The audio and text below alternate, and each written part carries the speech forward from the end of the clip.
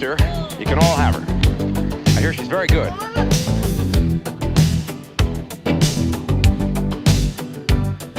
That was really cool, by the way.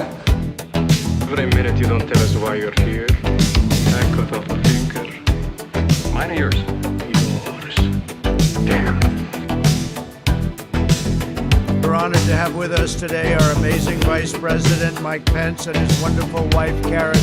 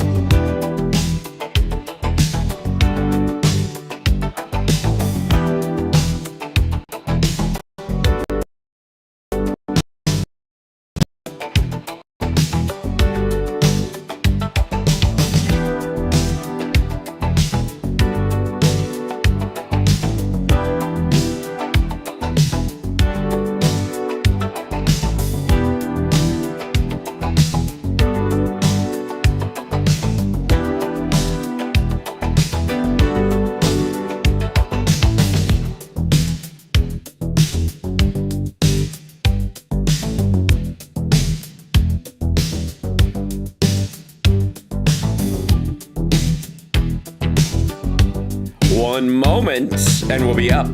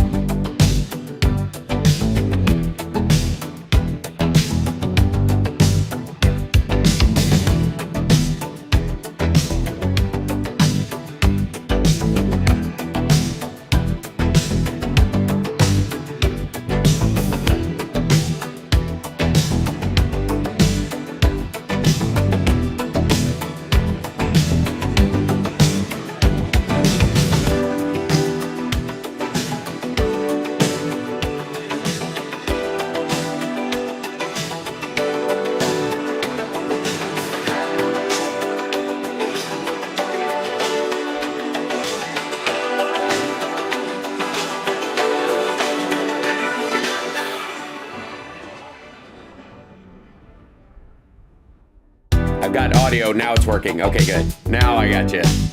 All right. Okay. I think we're kind of up. Oh, there's a weird screen thing over top of that. I'll fix that. Don't mind me. I think we're up. Are we working? I had to restart my entire computer, and it froze in this like little one of those. It wasn't even the spinning beach ball of death, which I am used to. It was just a bar that stopped midway, and I was like, "Oh, that's curious. You ever find yourself so technologically backed into a corner that you can't even panic about it? You just have to go, you don't say. That's that's a way to go, I guess. If you're gonna freeze like that, it's a new type of freeze. I'm not against it. Now let's see if I'm comfortable playing with fire. By the way, Tara Double does indeed rock, and she will be joining us in the second hour today. It's Housemarque's Mornings, Megaworldwide. Oh, wrong camera. See, everything gets reset when I do that. So I'll switch up to this guy, and then I'm not going to do a green screen. Never, no. I got to put this thing in preview mode. That's just for safety's sake. By the way, last night saw King's X again for the second time in a week, which is a joy, at the Whiskey. Came in a day early because I am hosting tomorrow night at the Whiskey a tribute to Jack Russell, from the late great Jack Russell from Great White, and it's a sold out thing. anyways, I'm hosting that tomorrow night, and there's a rehearsal tonight for if I want to sing a song. My throat's not in great shape, so probably won't. And King's X played last night, so I came in early and went and saw them again live, and they were spitting fantastic. I got to tell you, it was a good time overall. And one of these days, like, this is one of those like music moments where I need to like reach over and pull Johnny Million into frame because we live in the same city and go, huh? What'd I tell you? I think he's seeing them in Chicago in June, something like July, maybe. I mean, we may have to go. Although I will be in Chicago May 3rd for the WCPT event, which is going to be a great, great time. And then, of course, this Friday for our dearly beloved Patreons, we got a flapper show on Friday night, 9:30 Pacific time. A couple of special guests, including a friend of the Midas Touch family. If he ends up joining up and wants to do the set, we're all good. What else? What other business can I take care of? That's pretty much it. Next Friday for Friday Eye, not only is it going to be Rob Glenn, but also Chris Lavoie, the boy toy Chris Lavoie is going to be joining us. Very exciting. I may have to talk him into being my side piece producer or something, because he's got all these mad booking skills, and I don't know. I think he would just kind of stare at my gear and go, and that would be that. I don't know. I'll pick his brain, is my point, on running a professional show. That said, hi, chat room. There you are, you lovely folks. And regular show this afternoon. We should be, by all measures, okay. Even though I have this rancid blue light, I'm going to have to probably go. Today is the day, ladies and gentlemen, where we have to go and fix the LA rig, because I've got a lot of stuff coming up that's in LA, and I'm going to have to do a lot of shows here, including next Friday and tomorrow and later today. So I think it's time that we do a whole big tear down revamp and stop running off a laptop when I come to LA. That might be the thing. So fingers crossed, and Rob Glenn, expect some maddening phone calls later on. That said, like, subscribe, give a thumbs up, support the show, etc., etc., etc. Now, there are, at the beginning of week of the Trump administration, and in the countdown towards his utter collapse, we find ourselves at a crossroads. Ladies and germs, we find ourselves at a crossroads in terms of where, with the flood of news that is occurring, what to pay attention to. Because I would argue, and I have, that vast majority of the stories that you're hearing out of the Trump administration, including Greenland and Canada and the 51st state and all that garbage, is specific. It is not aimless, although it is goofy as shit. It is not aimless. There are parts of the Trump White House that would like the technocracy that Elon Musk's maternal grandfather was begging for. I've shown you guys that many times. Please, by the way, share out that map that I put up on, and I think, you know what I need to do? I need to do a Substack on it, don't I? Yeah. That might be the next Substack. I don't write a lot, but that's a necessity. Just like just a checklist for everybody to understand what the influence of Elon Musk's maternal grandfather on him. He's talked about it in biographies and the like. And the idea is that you're going to take Greenland and Canada and basically invade Mexico and turn it into the Technate of America, which would be a non-democratic governmental form run by what was back then considered engineers and scientists, elites would run it, and switch that to AI eventually. That's the goal. Okay. Now, there are very few people within the Trump administration that actually want to do that, and the primary one is Elon Musk, and then the follow-up one Now, there might be an argument for I don't know how you even sit down Besant or Lutnick and ask them these questions, because I think they're just following along with what Trump is doing, and he's doing what Elon Musk says would be cool without realizing this is the direction he is pushing him in. That most of this, though, because of the limited understanding of this and the lack of real drive to do it and what it would actually cost to invade Greenland and Canada and take it and whatever. Don't rule out bombing Mexico. We'll talk about that in a bit as well. But on it's largely a distraction, is my point, is that it is, while serious, and if they ever went further with it would be a terrible thing, they don't have time for that shit. Because here's what Trump wants: his tax cut. He wants his tax cut permanent. That's it. More than anything else. All the spending cuts, all the Doge bullshit, everything he is doing, the tariffs, all that stuff, is to permanently extend his tax cut. That's it.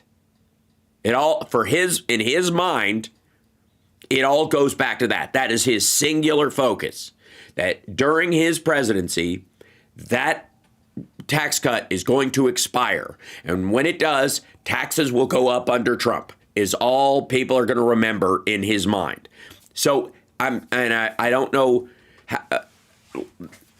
There's so much fixation on what a cruel piece of shit he is. And he is, don't get me wrong. Again, I don't have Trump derangement syndrome, as one of my friends lovingly put it, who said, by the way, that I don't have it, which was nice in this conversation. Somebody who arguably supports, or did at one point, regrets the vote now, but at one point supported, said, I can listen to you because you don't have TDS. And I was like, oh, that's very sweet. Considering the level of stuff, the amount of shit I talk about Trump, that a person that voted for him and doesn't view what I say here as TDS, I think is progress insofar as the communication skills that I have and the message that we're putting forward. Now, I don't need, and I've said this before, and I want to clarify this. I don't need another reason to hate this son of a bitch than the fact that he was friends with Jeffrey Epstein for 25 years. That's it. I don't need and what he did today or last. Fuck that. I don't need any other reason. I don't need to defend my position any other reason. If you can't find a Republican to do your tax cut and your fucking tariff war and whatever the other things that you desperately need that you think is going to save the heartland, which includes cutting the federal funding that is almost singularly keeping the heartland afloat. If you need if you can't find another Republican who could do all those things that wasn't friends with Jeffrey Epstein for 25 years, that's not my problem. Okay?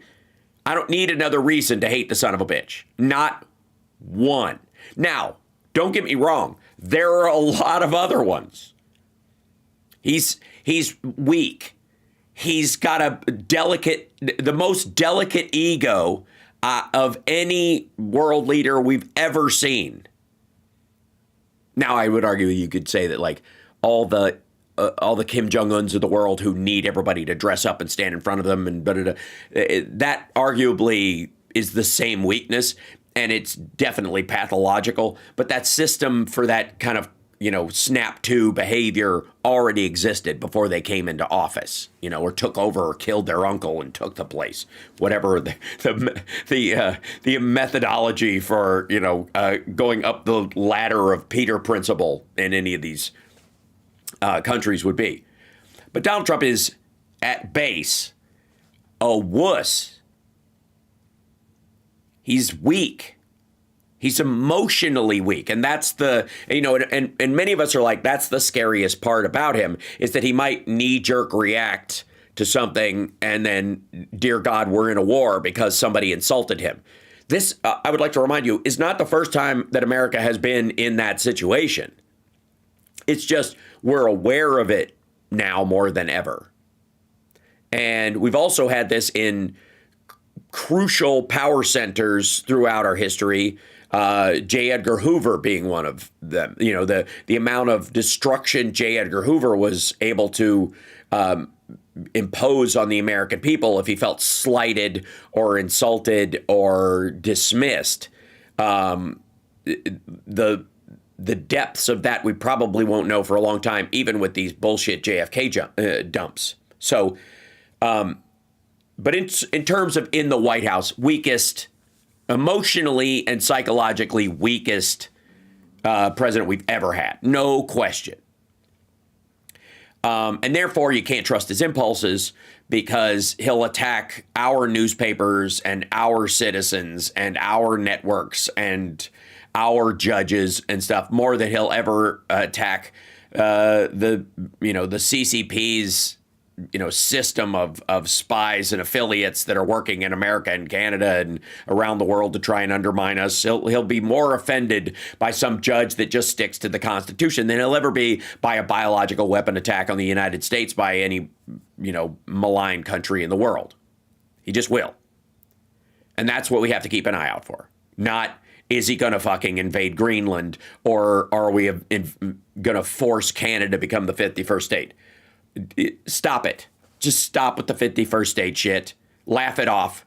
Everybody and reporters, your only job when he brings up the 51st state stuff is to laugh in his stupid face. Seriously. It ain't going to happen. Stop.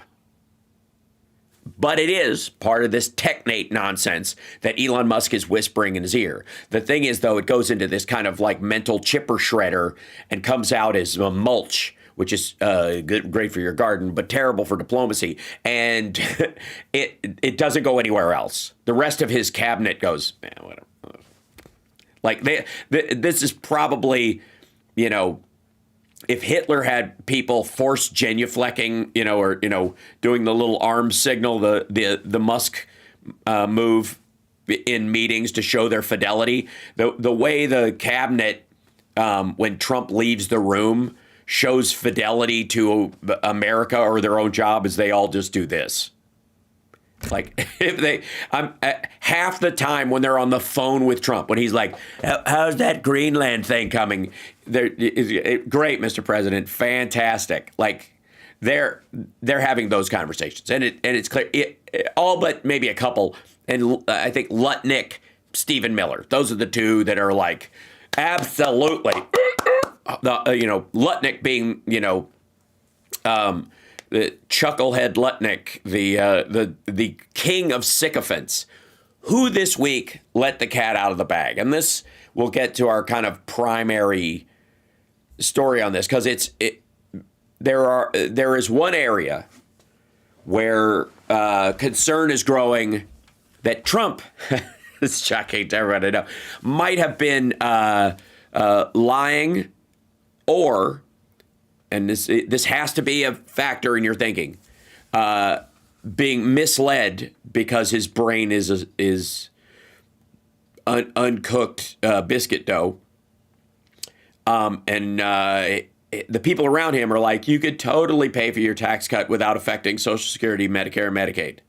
And then the reality is setting in. I have shown on the afternoon live stream a couple of times, and I apologize for the boring factor of some of the details in the clips, although I try to keep it charming and interesting. Try to do when you're watching. But it is the second in charge to Mike Johnson coming down to the floor, talking for 45 minutes to an hour with charts and everything, going, "Hey guys, there's no way to do this, extend this tax cut and all this stuff without blowing a giant hole in the budget, dum-dum." Like there's no other way to say it. And he's flipping out, and he's trying to point out that like you can kill USAID, but that's like a half hour worth of borrowing for the country during the next fiscal year. So it is immaterial. You can go, yay, we got rid of USAID, and you've starved some children, and you've made sure that we weren't building relationships with other countries that, especially countries where we have like women in positions of power. They have to serve there as ambassadors or in staff, and that might be a particularly rapey country that they're going to. And so we have to do a little bit of like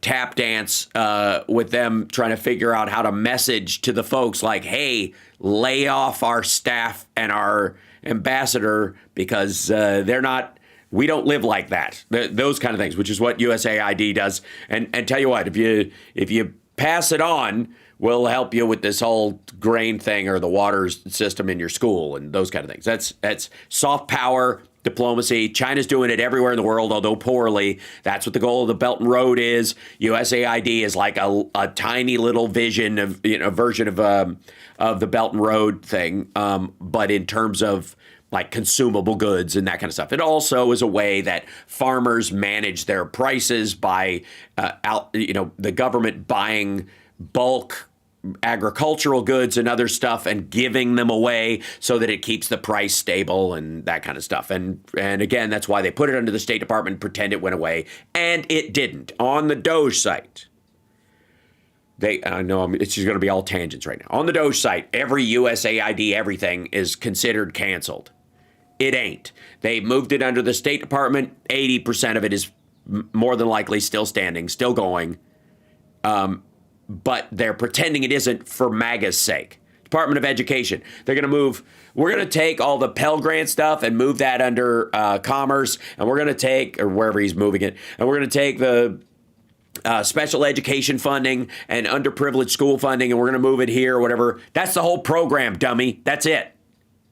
That is what the Department of Education does for the most part. The only other thing it does is federal standards, which are higher than the states. And it's why a bunch of these states don't hit proficiency, is because the state level is lower than the federal level. And if you're going to, enforce your anti-woke whatever in schools, the only way you can do it is carrot or stick. Well, you can't do it with stick because you don't have any legal right to overwhelm the teaching curriculum if you're not providing something to it. So no carrot, no stick, dummy. You eliminate the Department of Education. You eliminate Trump's hand in getting rid of woke and diversity and stuff in the local schools if they want to do it. If Seattle's not getting any federal funds, fuck do they care? Watch out. Why? What are you going to do? Give us less than you're already giving us? Shit, Washington State, most of the blue states where they have this woke problem with the schools, allegedly, these are the schools that have extra money that give it, the states rather, that give extra money to the federal government that dole it out to the, we ain't woke around here. Right, nobody wakes up and goes to school. I get it. So, this is kind of part and parcel to how we deal with news in the Trump era. And I'm going to see if I can scroll this up real quick. A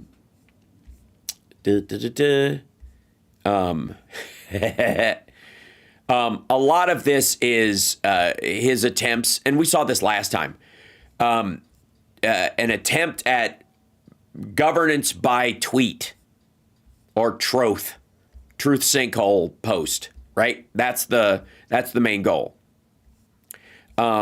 And it's and bitching about press that he's getting. We've seen this before. So I would recommend that everybody, when this stuff happens, shrug it off.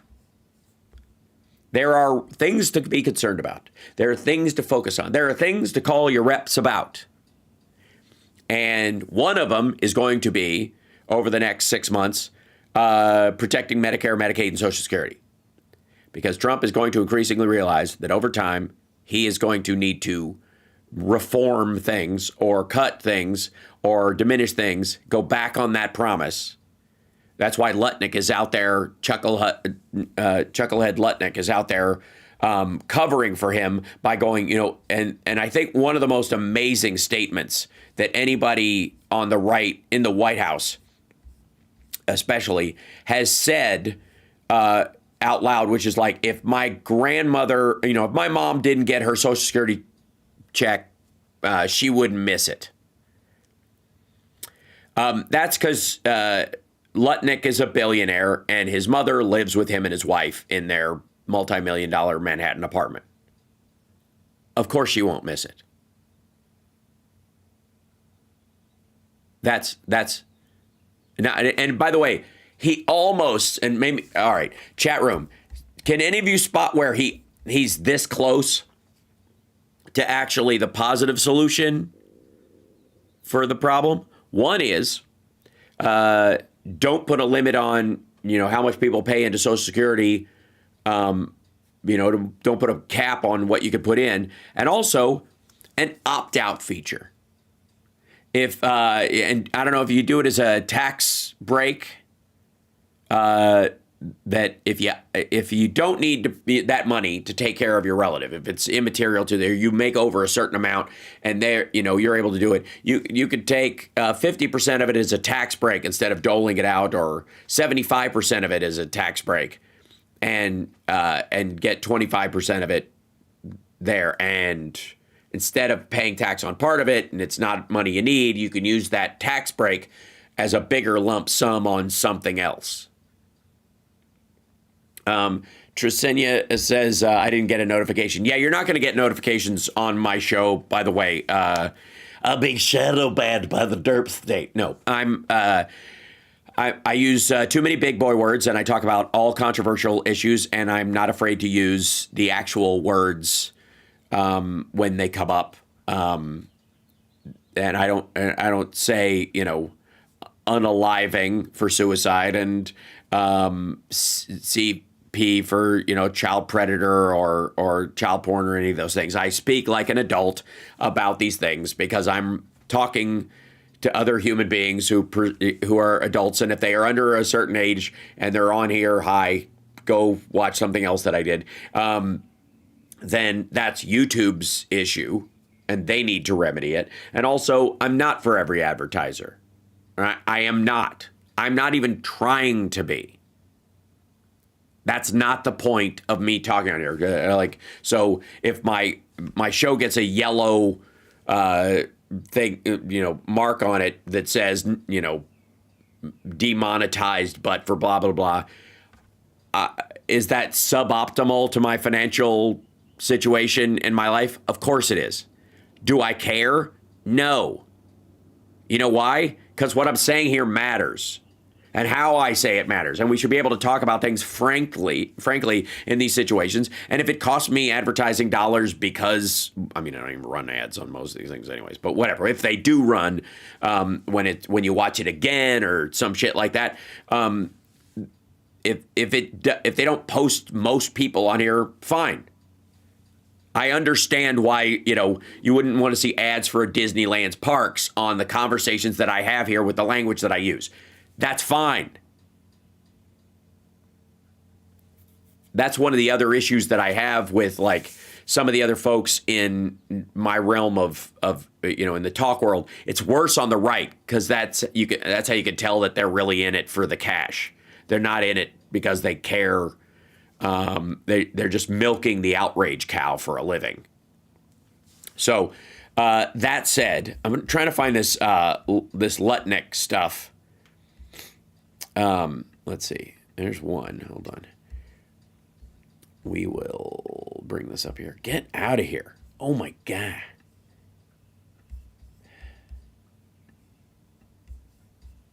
There we go. Couple of things. One is, and I will call BS on a couple of these things. But Nick, Social Security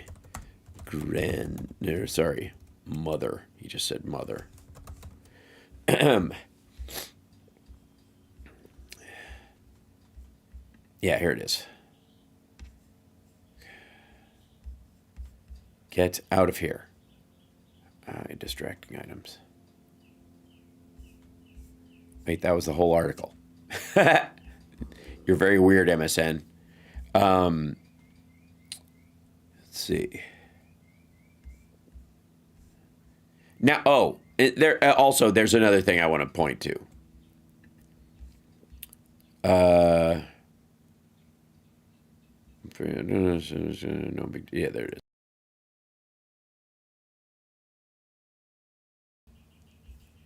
I'm sure some of you already saw this, but good Lord. The number of ads, I gotta say, on most print sites are, get out of here. Do not open Apple TV. There we go.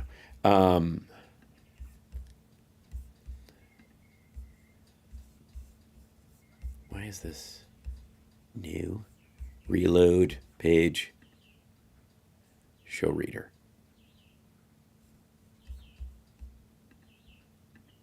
Reload. Okay, trying to bring this up without a giant ad for Severance. Show reader. There we go. Go. Show reader. Just the reader. Okay, bird. Okay, this is how it's being shown on Rolling Stone magazine. Let me see if this screen works okay here. And by the way, Tara Dublin Rocks will be with us in just a moment. Here we go. So, why is this little subscribe guy over? It needs to be moved. Anyways, billionaire Trump official says missing Social Security checks are no big deal. That would be this one. His mother wouldn't even miss it. Now, again, she lives with him and his wife. Howard Lugnuts and his rich, well-to-do mother, who's 93, bless her heart, very, very happy for her, but she does not, like, she doesn't live on her own. She's not in danger of eating cat food. She doesn't have any, financial worries at all, ever, never will. So of course she won't miss her whatever $800 a month or whatever she gets from Social Security. She ain't the point. But the argument could be made that since she doesn't, then people over a certain wealth level, if they have a support structure, should be able to, or be it should be necessary that if somebody makes over, let's say, if the family makes over $1 million a year, and we'll adjust this for inflation, or if you have income coming in from passive, like stocks or dividends or anything like that, equal to or greater than, $500,000 to $100,000 or $100 million rather, 500 to $1 million and up, you could argue that you don't get Social Security payments at the same level anybody else does. You get it someplace, you get it some other way. Meanwhile, there is a recurring thing that Elon Musk is saying, and this is a talking point in the White House that I want everybody to keep an eye out for. Commerce boss Lugnuts. Fraudsters scream about missing Social Security, not honest people. Let's say Social Security didn't send out their checks this month. My mother, who's 94, she wouldn't call and complain. Whoever screams is the one stealing. Now, there's a couple of problems with this argument. Number one being is that if you make noise, you draw attention to yourself. And if you're a fraudster, you're the last person who would bitch. As a matter of fact, the people who need it the most scream the loudest. The people who are cheating and lying and are defrauding Social Security would arguably keep their mouth shut. I mean, I'll give you an example. All right, now I'll go back to the chat room for a second. We've heard multiple stories over the courses of our lives of a couple kills old people. See if I can Social Security checks, something like that. So,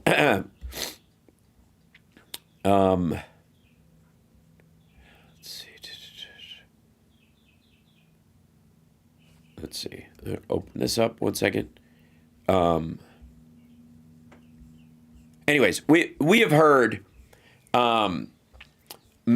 stories over the years of a couple or a person killing their parents or killing old people or taking in indigent old people, killing them. I think there was a Law and Order episode about this kind of a case that happened in the 90s where somebody had killed a bunch of old people over the time and was cashing their Social Security checks, hadn't declared them dead. The checks kept coming to the house, and they would just cash them and go on. Okay, this is this is why you do. This is how wellness checks actually came from, largely. We've heard of this before. This exists, correct? Okay. Now think for a second. You're the person who has murdered 8 to 12 old people. You've buried them in your basement. You are illegally cashing their checks, and then the checks stop. Do you call and complain? What do you show up and demand that the checks continue? It's ridiculous. Of course you don't. I suppose you would, just being the awful person that you are, and shame on you, you just go kill some new old people. New old people, sure. You go find a new old person to kill. And, right? That's what you do. And then you take their checks for a while until somebody gets wise, and then you'd go, oh, they moved out years ago, whatever. We were forwarding their mail. I was dropping it in the thing. I don't know. That's what you would, right? You sure as hell would not call Social Security and go, what the fuck, bro? Well, I had 8 checks coming here, and now I've got 6. What is going on? My maternal second cousin twice, she's older than me, but she's kind of an aunt. Anyways, you want to talk to her? Yeah. She's indisposed right now. Yeah. No, don't send anybody to the house. Don't send anybody. Oh, son of a bitch. I shouldn't have called and complained. Like, just in essence, the dumbest fucking argument.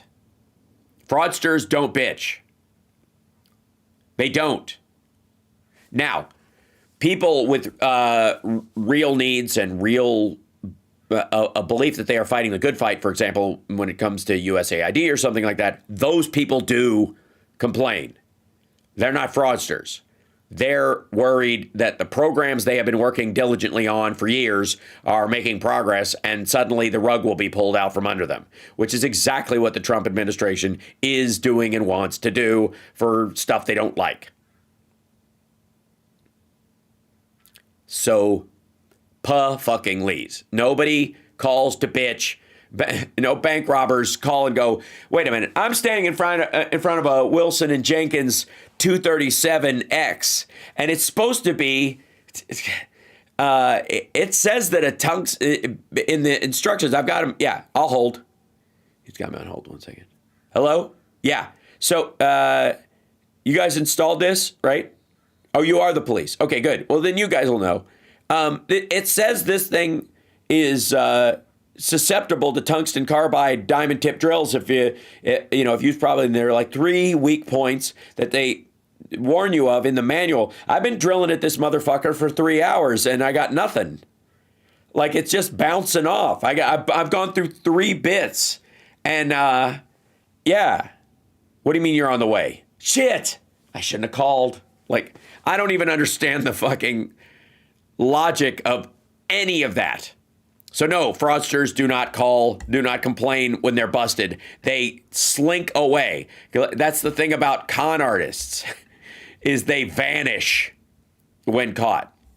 Now, speaking of con artists who vanish as they are caught, ladies and gentlemen, I present to you the sad, woeful story of Elon Musk. He used to be beloved. CNN analysts stunned by new data on Elon Musk. Now, let me be abundantly clear. Elon Musk did not used to be beloved. People used to be tacitly in awe of him as sort of an intellectual version of the Kardashians, where every so often you would turn it on and you would see the glitz of what the Kardashians are doing and going, my, that's a lifestyle. How do they keep, they've got those little dogs. How do they keep those leather couches so white, white, white? I don't know. Yes, stunned, exactly. It said no one, Mark, right.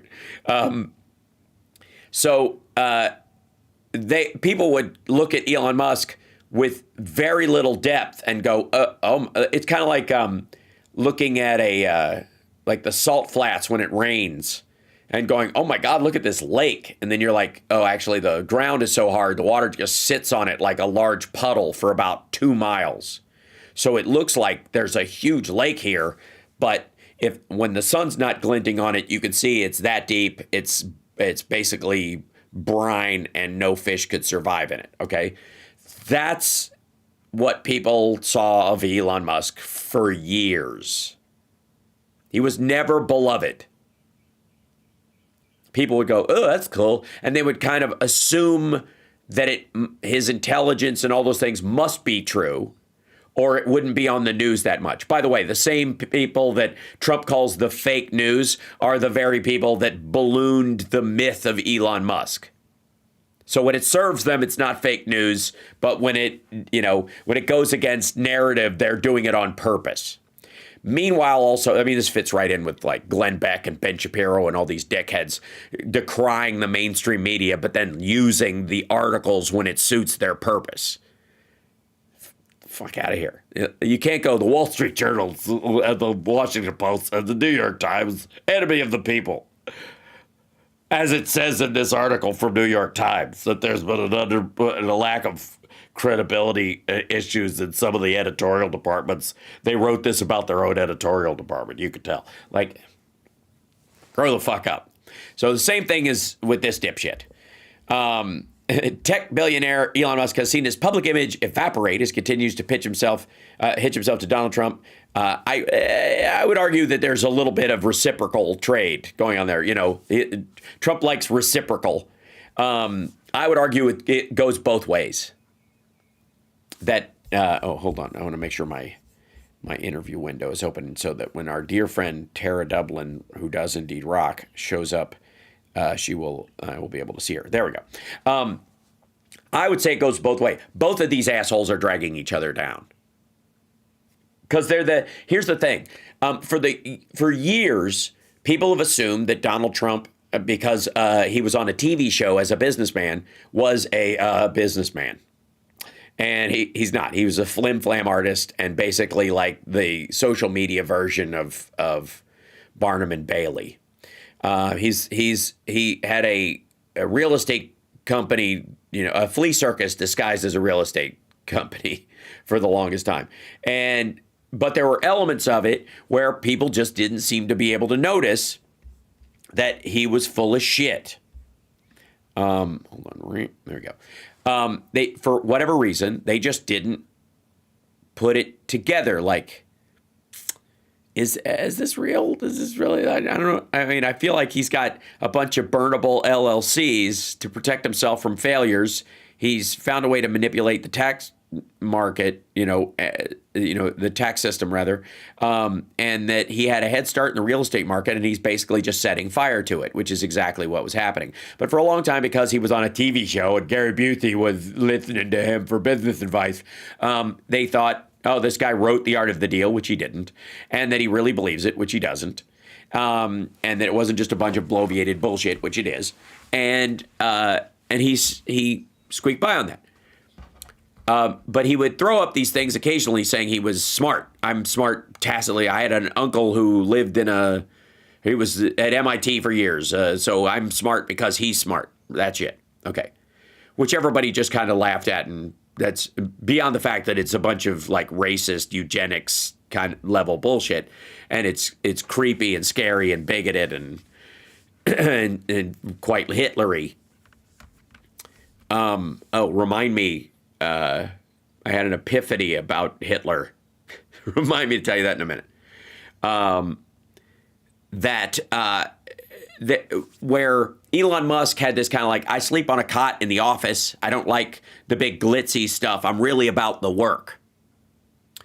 And so it gave him the illusion of being a genius because he didn't care about the rich and glitzy things that Trump did. And Trump had this illusion of being a genius because he had all these rich and glitzy things. And so there's this weird crisscross of the two of them where their bullshit kind of links together. And you know how like it wasn't a lenticular. Remember those? There was these weird things like with dots, and if you squint at them or you could look at them just right or cross one eye, an image would appear out of them. Okay, all the flecks of bullshit in Elon Musk's apocryphal backstory and all the flecks of bullshit in Trump's bullshit sales pitch he's been giving for years have now overlapped. And if you squint, it's starting to come into focus that both of them are big. It's a big poop emoji. It's just appearing. You're like, I was expecting to see a majestic bird on a sunset, and it's just a big turd. And both of them are highlighting each other's weakness. That's why this is happening. That's what this is. It's not that a once beloved somebody because they Nazi saluted. That's not enough. That is not enough to undermine the entire myth. Myths like this have to die because the merits. Thank you, Magic Eye, Lynn. Thank you. That's what those were called.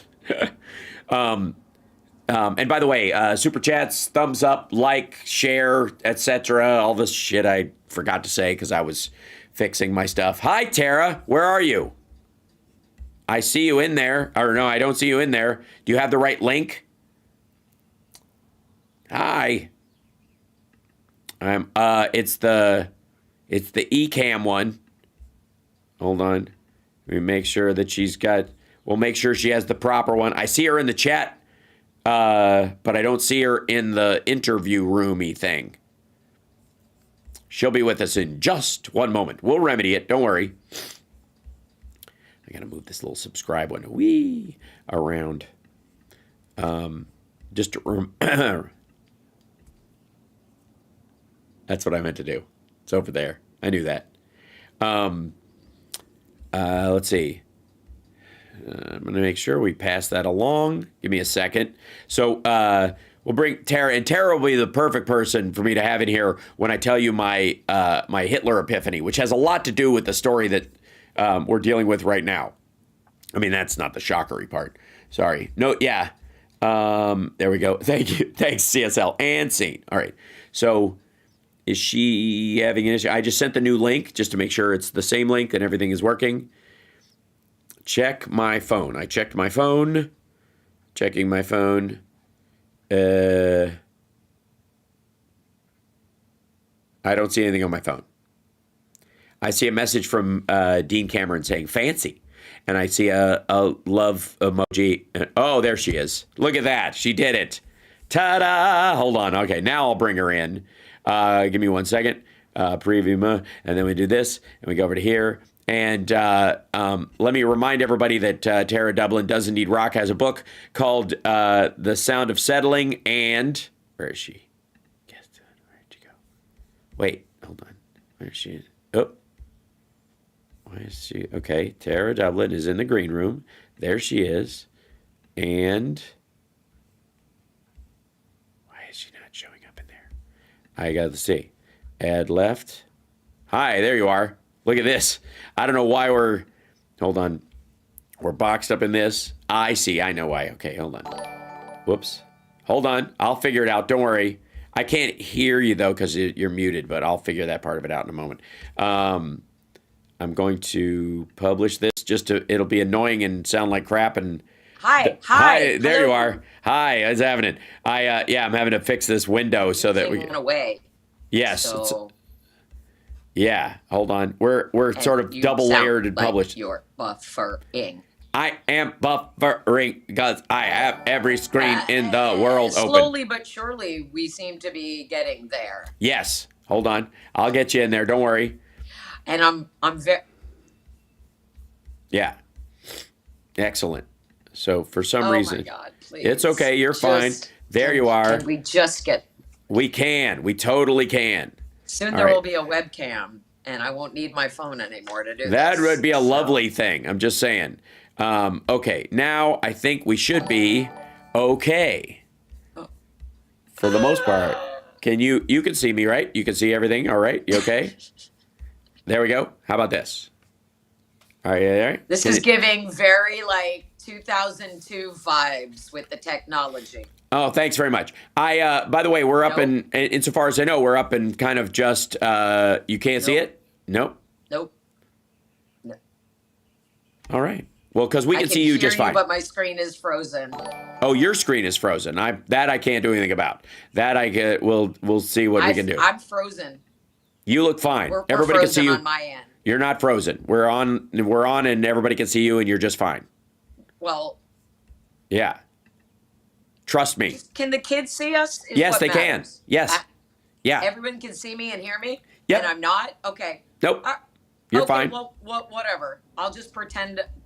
I'll just pretend that everything is fine on my end, and we'll just keep going. Okay. Like we do in life. Okay. As you do. Right. So, I'll hi. try to look happier now because I'm not Right. befuddled by technology. Right. There we go. Hi. Hi. Hello. There we go. Out there. Yep. Welcome. Where things are working fine. Yes, they are. Okay. Yeah, I can't speak Maybe to I should all just the close my interweb eyes stuff. and listen. I don't know. That's right. Pretend it's I radio. don't know. Yeah. Okay. But That'd be great. yeah. Hi. What are we talking about? Well, a couple of things. It's Monday. Yes, it is. What the hell? It's a yet another one of these moments where we've had a. It's hard to figure out what part of this the laser pointer to chase after, because I feel like we don't want to buy into the distraction. One of those. Yes, and so it's Correct. and which is obviously what's happening. The question is, does Trump know it's a distraction? Because some of these things seem to be whispered into his ear, and I want your take on it.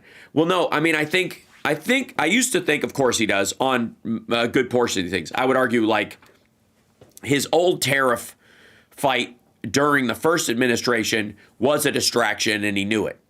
Now I don't necessarily believe that. I think he's a confused old fart. And somebody, whether it was Lutnick or Stephen Miller or somebody, whispered in his ear that this is how he's going to get his tax break, and from that, he's going to. The way you keep your tax cut is we've got to bullshit everyone, into letting us cut Social Security, Medicare, and Medicaid this time. It's the only way you can do it, and they'll give it to you if you just threaten it. And so he keeps threatening it, even though they know he's going to have to do it to pass it. The House is not going to pass his tax cut unless they do some major cutting of social programs. And the Republicans, quite frankly, a good portion of them do not have the appetite for that. So does he know it's a bluff anymore? No. Right. Well, that's always been his tactic, and it's something that he learned from Daddy Vladdy, which is you throw a bunch of stuff at the wall and see what sticks and what doesn't. And Right. It's also part and parcel with what Rachel Maddow always says, which is ignore what they say and watch what they do. Right. So you can create a smokescreen distraction by talking about Greenland and invading Canada, while in the back rooms you're destroying all of democracy. And that's a smokescreen. And let's send Usha Vance to Greenland and let that be the story people are talking about. Let's talk about how Tiger Woods is now dating Vanessa Trump. Let's talk about that instead of the things that actually matter to us on the daily. Like, I don't know, taking away Medicare and Medicaid and SNAP benefits and killing everybody. And it's interesting that you bring up Howard Lutnick, because he blocked me on Twitter over the weekend. Wow. So he didn't like it when I called him a capo. And I just call it like I see it, as you know, and I don't pull any punches. But do not sit there, you fucking hypocrite, and talk about how cutting Social Security is fine when you're a billionaire. Right. Shut your mouth. It's all of these rich guys not worried about all of these cuts, because it's not going to affect them and their mom who lives with them. Right. It's not going to affect them in any way. Trump's inner circle will always be protected, and that's part of how we got here. He's like, we're going to fuck everyone over, but you'll be fine. You show me loyalty and I'll protect you. And that's a lie. He doesn't protect anybody but himself and Putin. Those are the two biggest interests of his life. So he'll do anything to get what he wants. He knows what he's doing. He's always been the 3-card Monty huckster salesman that we saw in front of the White House trying to sell Teslas for Musk. Right. What do I have to do to get into this beautiful Chrysler LeBaron? I mean, really. Yeah. So it is all about overwhelming the masses so that they don't know what to pay attention to, so you can get away with a whole bunch of fuckery all at once. Right. That's part of it, and that's part of it was a slow boil starting in 2016, and then they turned the heat up as soon as they stole this election. They turned the heat up to extra high, right? So if you keep everybody at a low simmer, that's one thing. Then if you can turn it all up to 11 real quick, people are like, wait, what? It just got super hot in here. What just happened? So it's part of keeping everybody churned up and freaked out. And the longer it goes on, the more people are like, oh, well, that's just part of it. And they just come to accept it as part of the slow boil that just got turned up to 11. Sure. And that's part of, overwhelming the masses with information that they can't process. Right. And I get that as a media strategy. And I get that when what you're doing doesn't really have any real world consequences. If you're on a reality show or you're fucking P. Diddy and you're trying to create this East Coast, West Coast shit to cover for the fact that your music sucks and you've got a sub industry going on that you need to draw attention away from. If you're doing that, right, then if you fuck up in your languaging, you just try another method. You just back up and make up another story and try to draw attention because attention is the name of the game. But when there actually are real world consequences, this is where we run into, situations where scientists and doctors will push back, even if they're the, kind of on the RFK bandwagon. At some point, they stop and go, yeah, okay, this is my line. I have this because if we cross this, people are going to die. And it's going to be on me. And there is that line in federal government spending and the like. There is that line. Now they will blow off some of the deaths that will occur because of their negligence. And this is the Elon Musk influence and Trump himself, if you really boil them down to it, is that, well, I mean, they would have died. They wouldn't even be alive in the first place if we hadn't been helping them. So, just because we stop helping doesn't, they should be able to take care of themselves. And I mean, are we really keeping people alive who deserve to be alive? And, the passive eugenics thing that Carlin talked about, right? That's how they justify it. Yeah. But there's a point where it's going to affect especially red state rural Republicans. And it was faster, I think, even than they thought. I think they thought they had 100 days before rural America started feeling the pinch. The problem they had, I think, was that they were already feeling the pinch because of supply chain problems caused by COVID that they blamed on Biden's economic policies, but were really just simply because we went through a giant worldwide pandemic and it fucked the whole world into a cocked hat. And that takes time to respond to, and they were like, they wanted to use it as a political wedge to attack Biden, saying the government is responsible for this. Well, the problem is you take over the government at that point, now you're responsible because you've said the government can control it. I'll fix it in a day. I alone can fix it. I'll, in one phone call, blah, blah, blah. All those fixes, when they don't come, you've got about 100 days, they thought, until people start blaming you. And he thought he could bum rush. That's what this fucking sign fest that he was doing, Yeah. Was all about. Get it out of the way before people realize I'm full of shit. Done as we can before they stop us. Right. Yeah. It's getting as much terrible done as they can before somebody goes, wait, what are they doing? Right. And then start going to the courts to rein them in, which is Democrats, again, stumbled out of the gate at the beginning because they were like, oh, this will just be like last time and we'll just do the things that we did last time. And this is not like last time because we've talked about this before. He had some people as human guardrails in his administration working in the White House to make sure things still function. And this time he's just surrounded by a bunch of yes men sycophants who are happily dismantling everything along with him. So Democrats didn't stand up soon enough and didn't realize what they were doing soon enough. And now it's like running after all of the horses that got out of the barn and trying to lead them back by dangling a carrot from 25 feet away. And so it's just about what's frustrating is that, we don't have a media that covers him accurately anymore. And that was part of their doing. Yeah. And it's hard to get the truth out to the masses because there's a million different places for them to go now to get lied to. And one of the things that we're seeing, like, I don't know if you saw, but people are sharing those information bubble things, like Joe Rogan is the giant red circle and there's other little red circles around him with tiny little blue circles here and there. And we're overwhelmed in our ability to get the truth out, which circles back to my point from first week of February, which is what? We need a Democratic press secretary who's out there every day saying this is true and this is true and they lied about this and they lied about this and they lied about this and they lied about this. And we don't have that yet. And we need that. And we need the unifying message that we don't have. And we need to get rid of Chuck Schumer as Senate Minority Leader. And we need to election. We need to do all of these things all at once. So what we need to do is take their tactics, but do it with truth. They're doing it with propaganda.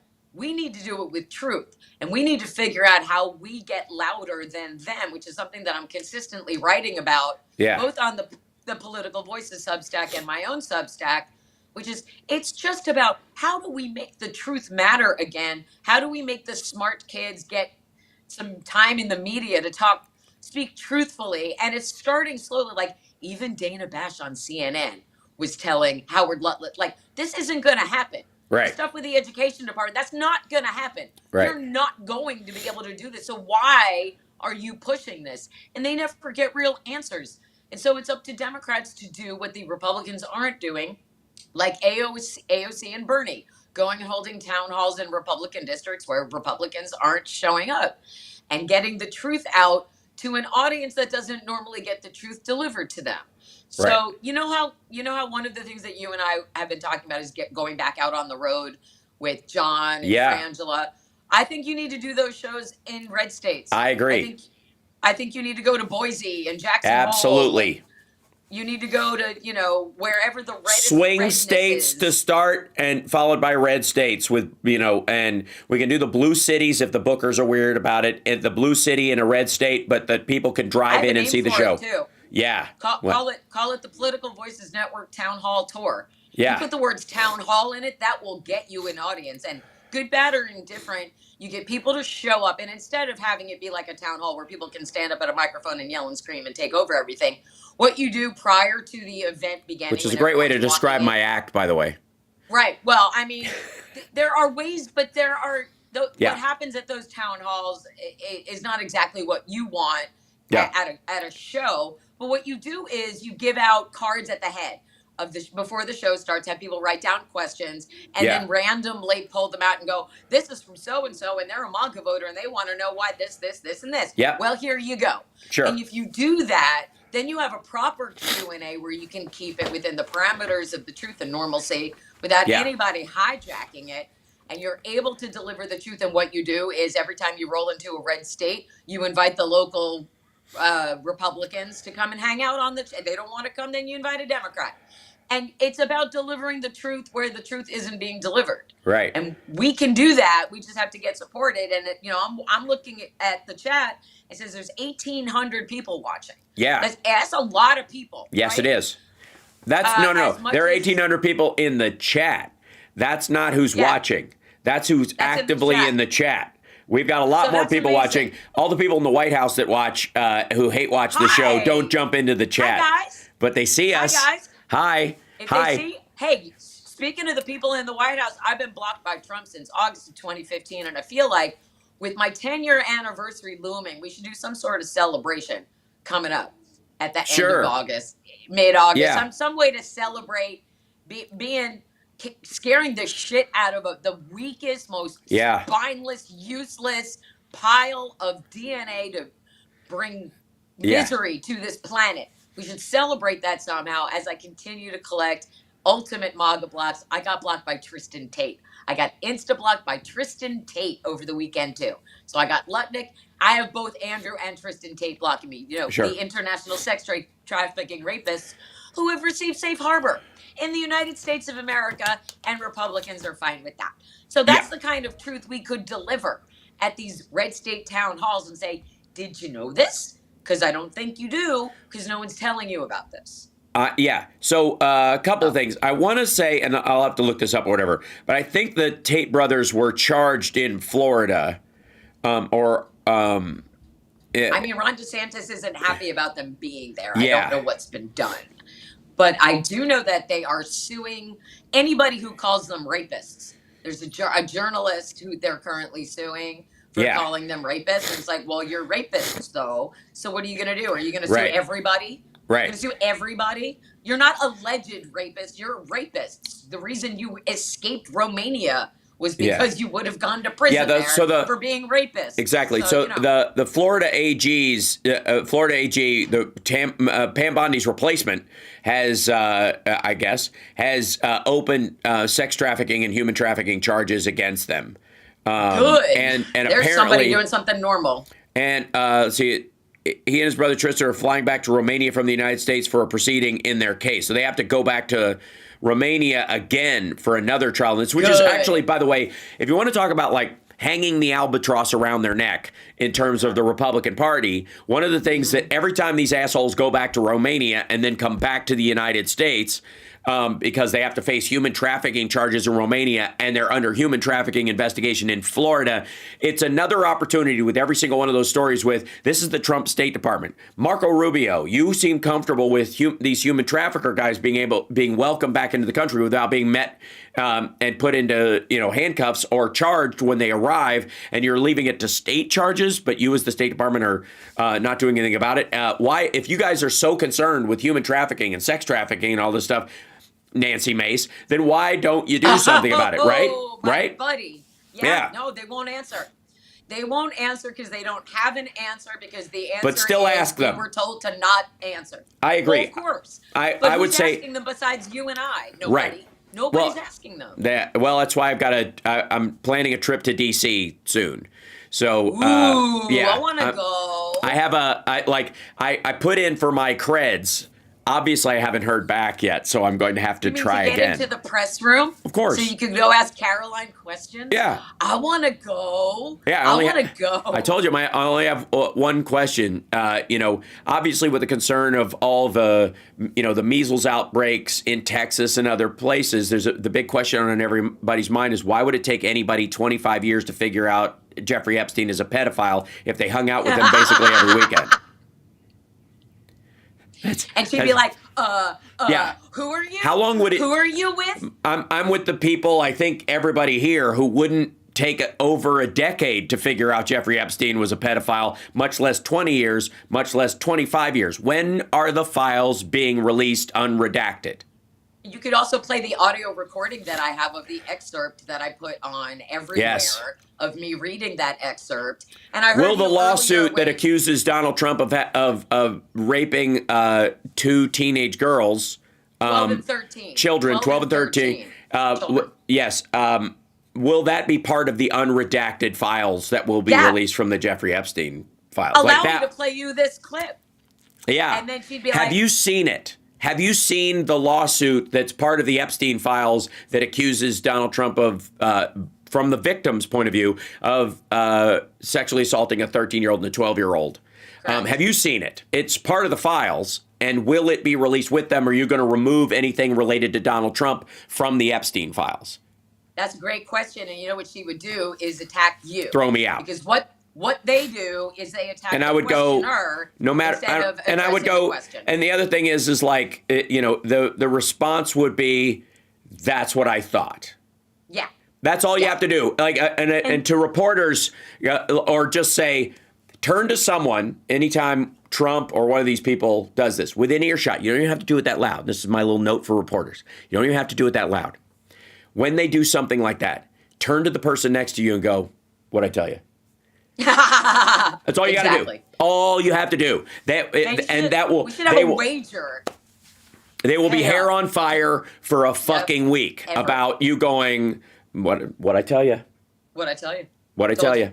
Never going to get a straight answer. Never going to. Yeah. You know, again, there's so many moments. Why am I bothered? The solution to a lot of this bullshit is mic dropping. Sure it is. And that's why I should go with you. Because you don't mic drop at all, young lady. You, of all people, you are singularly incapable of mic drops. You were like, and another thing, you ratty son of a bitch, right? Shut them down in a single question. No. Like the guy who answers Nancy Mace's phone, who was like, And I'm like, look, it's a straightforward question. Nancy Mace is a rape survivor and claims to protect women and claims that Donald Trump protects women, and yet she hasn't spoken out against Donald Trump giving safe harbor in Florida to international sex trafficking rapists Andrew and Tristan Tate, and I want to know why. And that shut them up. They did not provide an answer, and instead, her comms director and I went back and forth over email as her comms director told me she didn't have time to go back and forth. So instead of providing with an answer to my question, she continued to attack me as the questioner, which is what they do when they don't have an answer, or they know what the answer is, but they don't like it. and it doesn't serve them to share the truth because it makes Donald Trump look bad. And if there's anything that makes Donald Trump look bad and they boost it in any way, then they have fallen out of favor with dear leader. And who knows, you might end up like that woman attorney who's 43 years old, who was just found dead, who had prosecuted against Russian oligarchs and such. So, I can understand being a little hesitant if you're a MAGA person and you're afraid that somebody's going to serve you some tea with extra polonium. Yeah. Or you're afraid your window that you left closed was suddenly open and oops. So I get that. Right. But still, there is an answer for why they're being silent about the Tates. And the answer is they're being threatened. That's the end. They just can't admit it. There's a reason. They're just never going to admit what the reason is. They're going to keep moving the goalposts and saying, but Joe Biden and Ashley Biden's diary. So and Hunter's laptop or whatever bullshit, right? Real quick, and this is obviously, we've heard Trump talk about how the New York Times and the Washington Post and places like the Atlantic, the failing Atlantic, are the enemy of the people, right? He's called them the enemy of the people, comfortably calls them the enemy of the people. Now, let's just say there was a real enemy of the people, like some, foreign, country that means to do us ill. And they were a genuine... Like Russia. Yeah, you'd really think they're the enemy of our people. They really are. Okay. And Pete Hegseth sent the enemy of the people secret war plans because he included them on his WhatsApp group. Obviously, there would be a rather, I don't know, a quick trial, as Trump would call it. It wouldn't, because he would just pretend it didn't happen because it's his buddy and whatever. But I don't know if you know this, but Pete Hegseth sent the plans for the strikes in Yemen against the Houthis to an Atlantic reporter via his WhatsApp group. That's great. Yep. And the guy was like, it was so detailed, and it was the actual plans, and the username was Hegseth, and it was so obviously part of this, it was almost over the top. Like it was Trump's national security advisor and Hegseth and a few other people on this little WhatsApp group, and he got I guess invited to join it, random as shit. Why though? Why is this even happening? I think because Trump's national security advisor hit, accept on 5 people and didn't bother to check. But it doesn't matter. He was probably really drunk. And yes. Right. Because he and Hegseth were tossing a couple back. And anyways, this reporter, what's his name? Hold on, I have to look at Jeffrey Goldberg. Oh, Jeffrey Goldberg from the Atlantic. Well, what we're to surmise is that Pete Hegseth essentially drunk texted Jeffrey Goldberg and said, "Here's a bunch of shit you shouldn't know about." No, worse. Is that what it is? Worse. He accepted him into their encrypted conversation, and then gave him these things that were Jeffrey Goldberg apparently thought, this is so on the nose, it almost seems like a prank. Like, this is so fucking dumb. It seems like somebody who's calling up and pretending, and then they're going to yell "Baba Booey" and hang up, right? Where like, we've got they got the president of the United States on the phone. One of those moments, where you're like, get the fuck out of here. Johnny Knoxville comes out. Yes. He's been punked. Yes, right. Wrong show, but yeah, you get I don't the general know. idea. I don't I know. care. No, it's adorable. It's totally adorable. You're Gen X. Johnny Knoxville should have been on Punked because he was. I actually really liked Jackass for a while. Sure, as you do. At some point in the past, I think that would have been Ashton Kutcher, right? Ashton. Yeah. Okay. And early don't get me started. It comes back quick, which is why The Sound of Settling is set in the early 2000s. Yeah, anyway, continue. were we ever so young? Continue. So Jeffrey Goldberg gets an acceptance to this group, this encrypted WhatsApp group. Which, by the way, the fact that they're fucking using WhatsApp in and of itself, which I believe is owned by Facebook, right now. I know Jared Kushner enjoys WhatsApp. Yeah, That's why I don't have it. So yeah, it's owned by Facebook. So that might also explain why the fealty road between Zuckerberg and the White House and back and forth has become a thing, because they're making promises. So he's got to go and he's got to do a dog and pony show to make the world not think that he's got Trump on a leash, so that, they don't have to, I don't know, set loose the dogs of war on him. So they do this little play acting in front of everybody to make it look like he's gone MAGA, when in reality he's got Trump on a leash somehow, or that's a possibility. But anyways, they're using WhatsApp. They invite Jeffrey Goldberg into this WhatsApp group. He accepts, and he's like, "What the fuck am I doing here?" Yeah. And then he thinks the plans for these strikes, they look like real, plans, but he's like, this could also be, I could be getting catfished effectively while, by somebody maggots trying to create a fake news story. Right. And then the bombs started dropping exactly where the plan said they were. So it confirmed that the plan that he got was the one that they actually carried out. So really that means that Pete Hegseth should be fired for sharing government secrets with a reporter, whether he did it intentionally or not. That's bad. Right. That's bad. This should be the thing that removes him, because at the outset, when we first heard that Pete Hegseth was the nominee, we're like, well, he won't last because he's a drunk and he's going to fuck up, and he's from Fox and he's stupid and he's not qualified to run things. And planes started falling out of the sky, and something like this happens. Yeah. A security breach at that level happened that easily. What is this? Why didn't you just give it to your youngest child and have him press a bunch of random numbers and see how many people you could add, dumb fuck? There's a really strong possibility that might be the excuse they use. This is a quote from Jeffrey Goldberg. He goes, "I had very strong doubts that this text group was real, because I could not believe that the national security leadership of the United States would communicate on Signal." Beg your pardon, it wasn't WhatsApp, it was Signal. Signal's even worse. About imminent war plans, he explains. "I also could not believe that the national security advisor to the president would be so reckless as to include the editor-in-chief of The Atlantic in such discussions with senior U.S. officials, up to and including the vice president."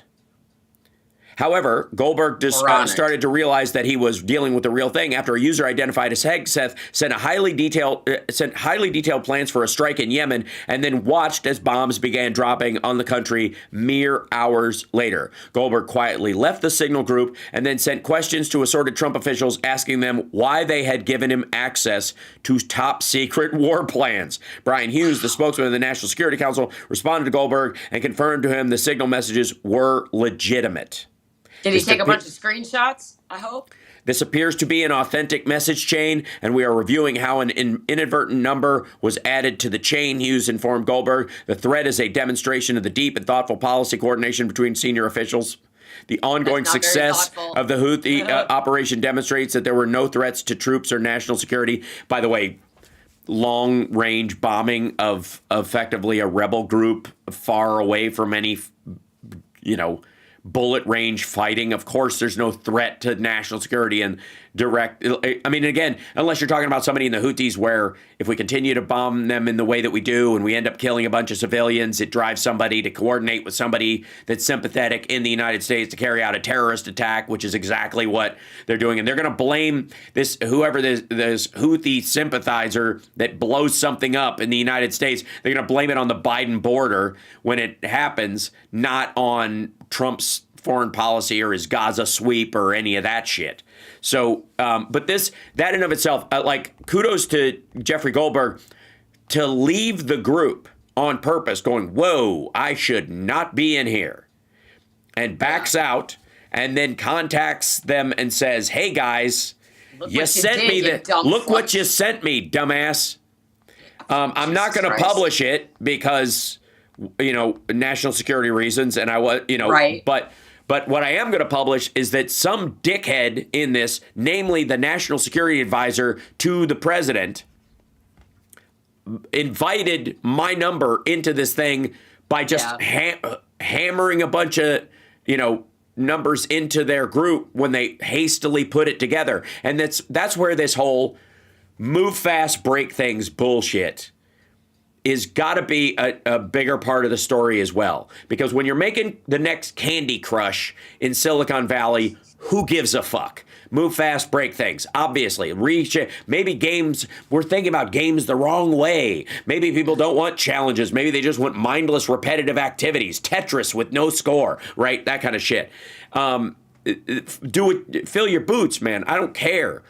But when it comes to like real human lives and ramifications that may be years down the line, this is the most idiotic methodology you could possibly implement in a circumstance like this.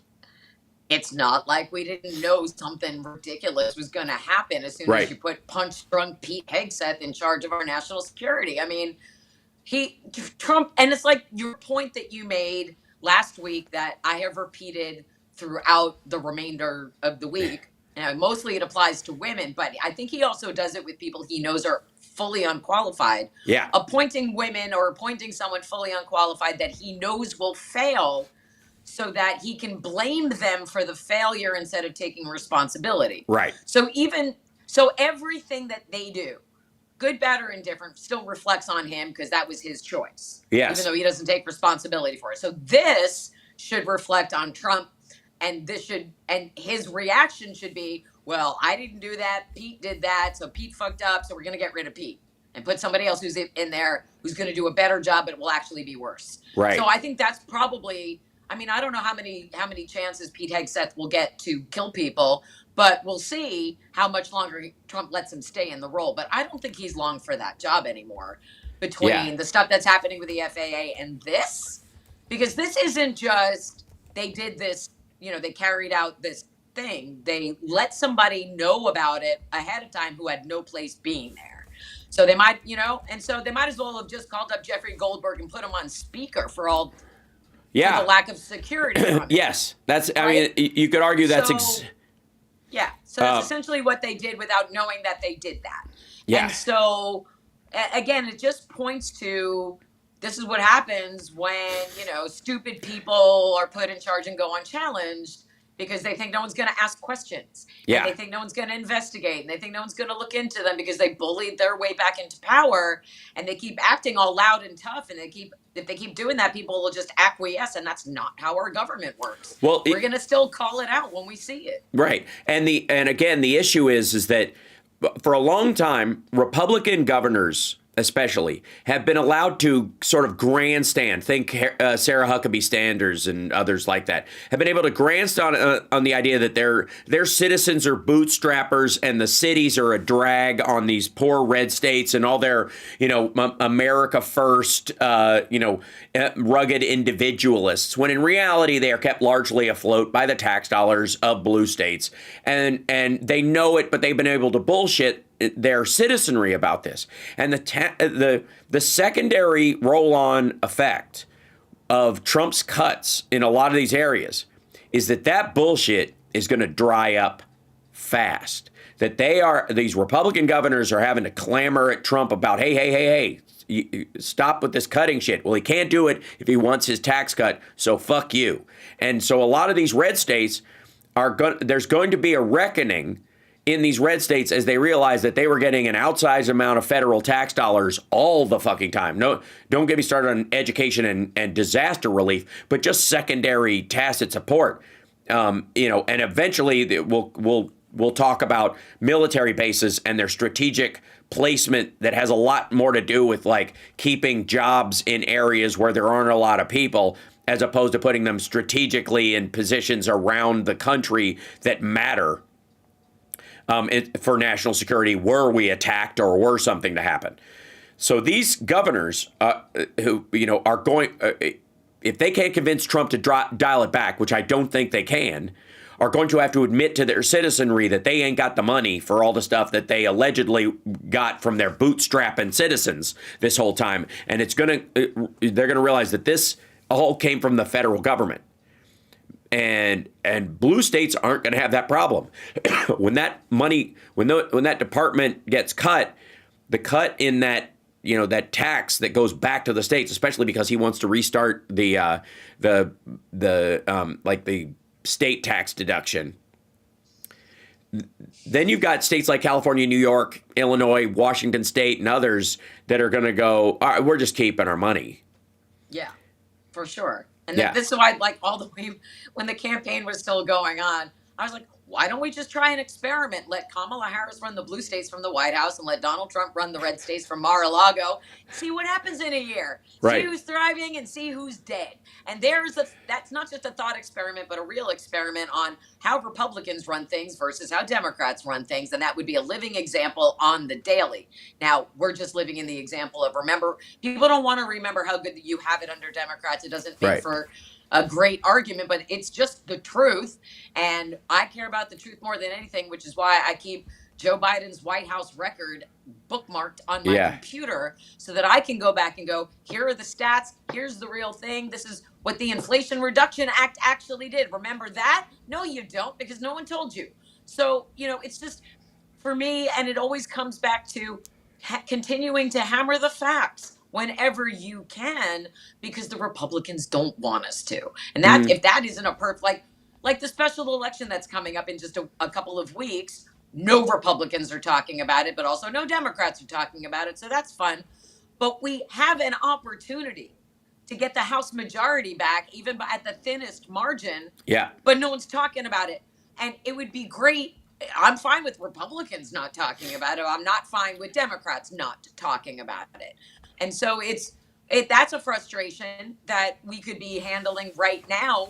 But it's, again, what we talked about at the top of the show, which is all of this shit happening at once makes it impossible for anybody to talk about one thing. Right. Because and it makes it hard for Democrats to find a quote unquote unifying message when the unifying message is obstruct Trump, because the Republicans' unifying message when Obama was in office was obstruct Obama.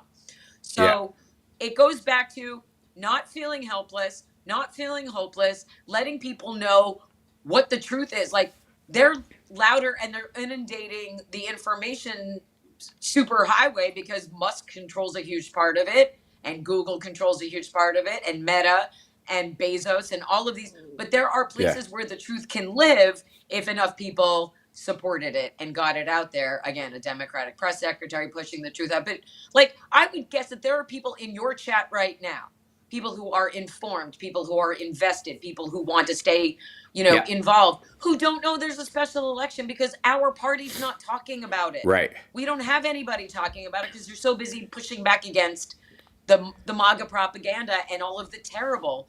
They won't allow for any positivity in the doom and gloom. And that's also part of what the MAGA propagandists do.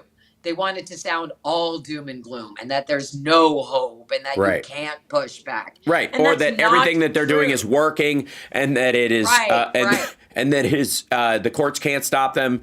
And, this, and they can. They absolutely can. And they are. And so this, dismantling people's hope is principal to how this all works. Because, and again, even if people are worn out and hopeless and all this kind of stuff, the people who are in charge of making sure that, the structure of our government works in their little fiefdom, which is, the other aspect of decentralized government that Trump is, that Republicans tout all the time. And then once they're up against it, they fucking hate it, is that, governors have actual power in the United States, that there are regional government groups, the Democratic Governors Association being one of them, which is kind of what, when you're saying Harris running the other ones, the DGA specifically is a coordination amongst the Democratic Governors Association, the states that are governed by Democrats, but also states where they think they have a chance of getting a Democrat elected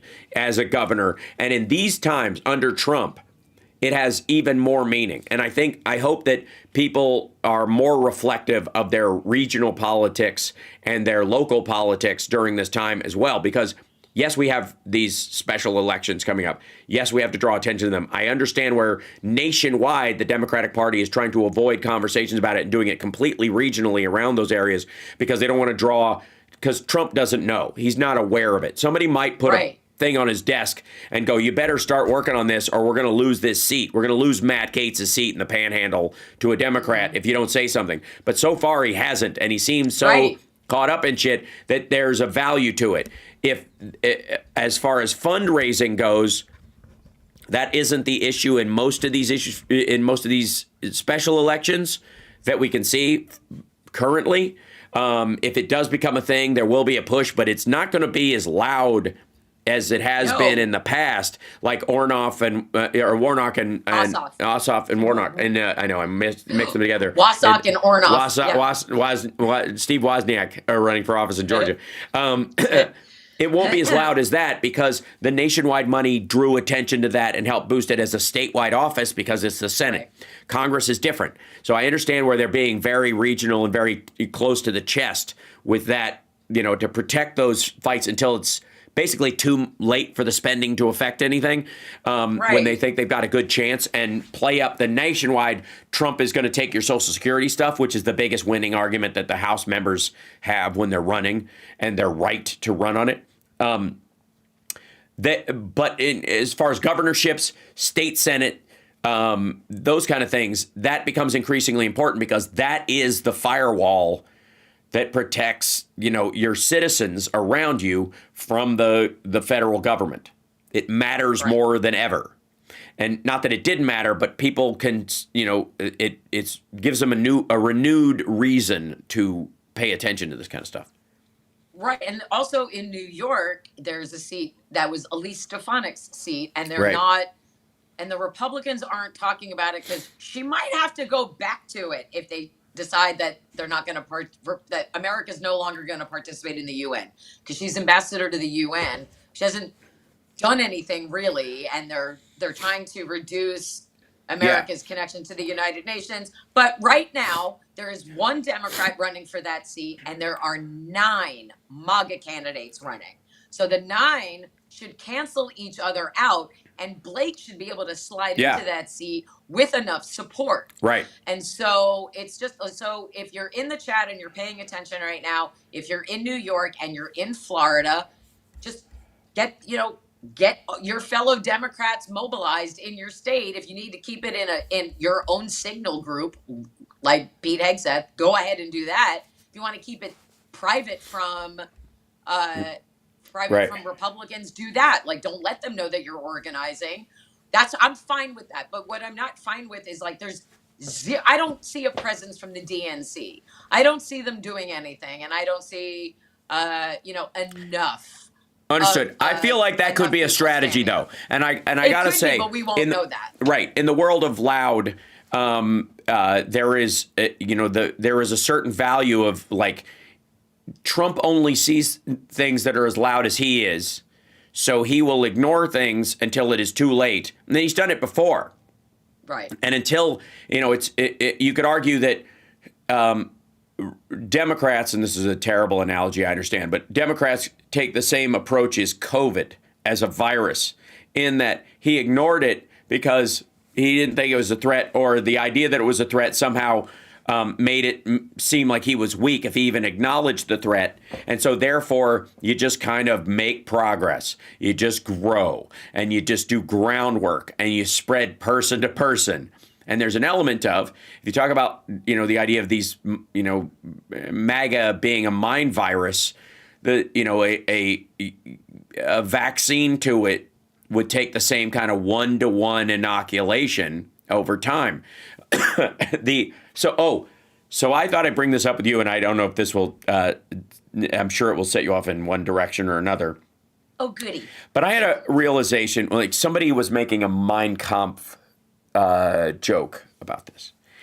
And I realized something about the title of that book, and why it was designed as this kind of self-involved projection. Mm-hmm. Because it isn't my struggle. It wasn't our struggle. It's my struggle. Right. And it wasn't That's the your narcissism. Mm-hmm. But it was my struggle. Now, one of the things, and this brings me to your book, The Sound of Settling, which everybody should pick up and is available at Terror Dublin Rocks and et cetera, et cetera. Yes, thank you, please. It's been a very slow sales month. I wonder why. Yeah. So one of the things about writing that is very different than any other art form is that there is an intimacy that someone has with the written word that they do not have with words that are an audiobook or a movie or music or anything outside themselves. And this is why, is that you read those words in your own voice, in your own head. And so the intrinsic power of Mein Kampf and other books like it, and what they my sort of awareness that beyond it just being kind of a book that got carried away, he wrote it, but it just kind of became a thing, and it became like the Protocols of the Elders of Zion or the Turner Diaries or something like that. And I would argue the Turner Diaries in parallel have this effect on maggots as well in the same way, because Timothy McVeigh, that was his book, right? It was the Turner Diaries. Or the Fountainhead. Right. The people who get into Ayn Rand. Written in the first person. Right. Written so that when you're reading it, I have these thoughts. I feel these things. My struggle. And so what it ends up doing is it acts as a form of like self-hypnosis. When you're reading a book like that, it is very different than even reading the Bible or a self-help book where someone's going, you can do it to you. And you recognize in the translation, the voice you're hearing in your head that you're reading is saying you to you. So you're externalizing this being. My struggle is the reason it had this hypnotic power was because it was based on that. And so you could argue that Trump's populism and the thought, the methodology, and you could see this in how the Glenn Becks and the Ben Shapiros of the world react to what he says and become kind of inoculated to reality and become immersed in this, is that they're all kind of buying the my struggle storyline in their own head.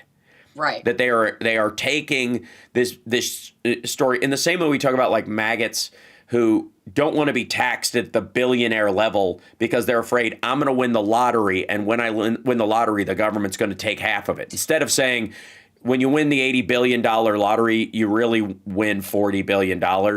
Shut the fuck up, whatever it is, When that happens, instead of that, they're like, that 40 I never had. God damn it. I hate the government for this mythical money that was never mine, right? But it's mine, me. Me, poor me, boo-hoo. So that direction, it just struck me, like the title of it hit me like a ton of bricks and made me realize the sort of self-involved, pattern of hypnosis that comes from stuff like that. And there's a lot of, and the reason I bring this up is because I've noticed in a lot of right-wing books that I've perused, there's a lot of projection writing. So instead of directly saying I, me, they write to the person that's reading, dear reader, but then they switch narratives. And imagine yourself, I'm standing in, you're standing in a field and you're thinking to yourself, and the whole rest of the chapter is done in first person. And it's all about the gripe. It's all about this external monster that is the Democrats or the woke left or whoever the fuck the villain is. And you're reading like, I am surrounded by people who are trying to destroy my way of life. And it's directed like that. It gave me a kind of an insight into how these people kind of, for all we're the ones that are supposed to be weak and triggered, they really flip the fuck out. And I'm like, this seems oddly personal. And I'm like, oh, I'm talking to a hypnosis victim. And we call it a cult sometimes, but that's another way of looking at it. Because cult members are hypnotized that way too. Marianne Williamson used to open her lectures with a meditation.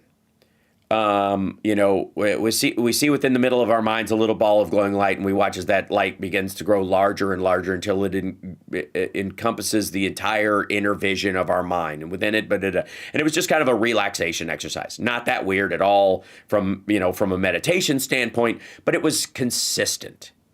And it was like anybody who rings a bowl or whatever at the beginning of their runs the little thing around the bowl, whatever. But there's a thing that sets you into it. It keys you into this thing, right? To which you can never, from that point on, your and once you've sat through that quietly and accepted those thoughts into your brain, you become spongy after that. Unless you're me. Sure. But if you're most people, but if you're not a naturally curious human and you're fine Right. with someone else telling you how to think, then great. But a thinking person is going to hear that and be like, meh, I don't know.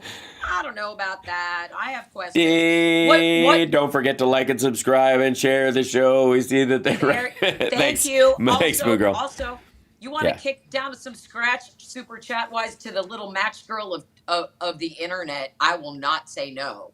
You want to buy me a cup of coffee? Rent is looming. You want to buy my book? That'd be great. By the way, anybody, if you want to buy my book but you want an autographed copy, then you can Venmo me $25 and I will send you an autographed book. Okay. Or if you have already bought the paperback version of The Sound of Settling, let me know and I will mail you a signed book plate.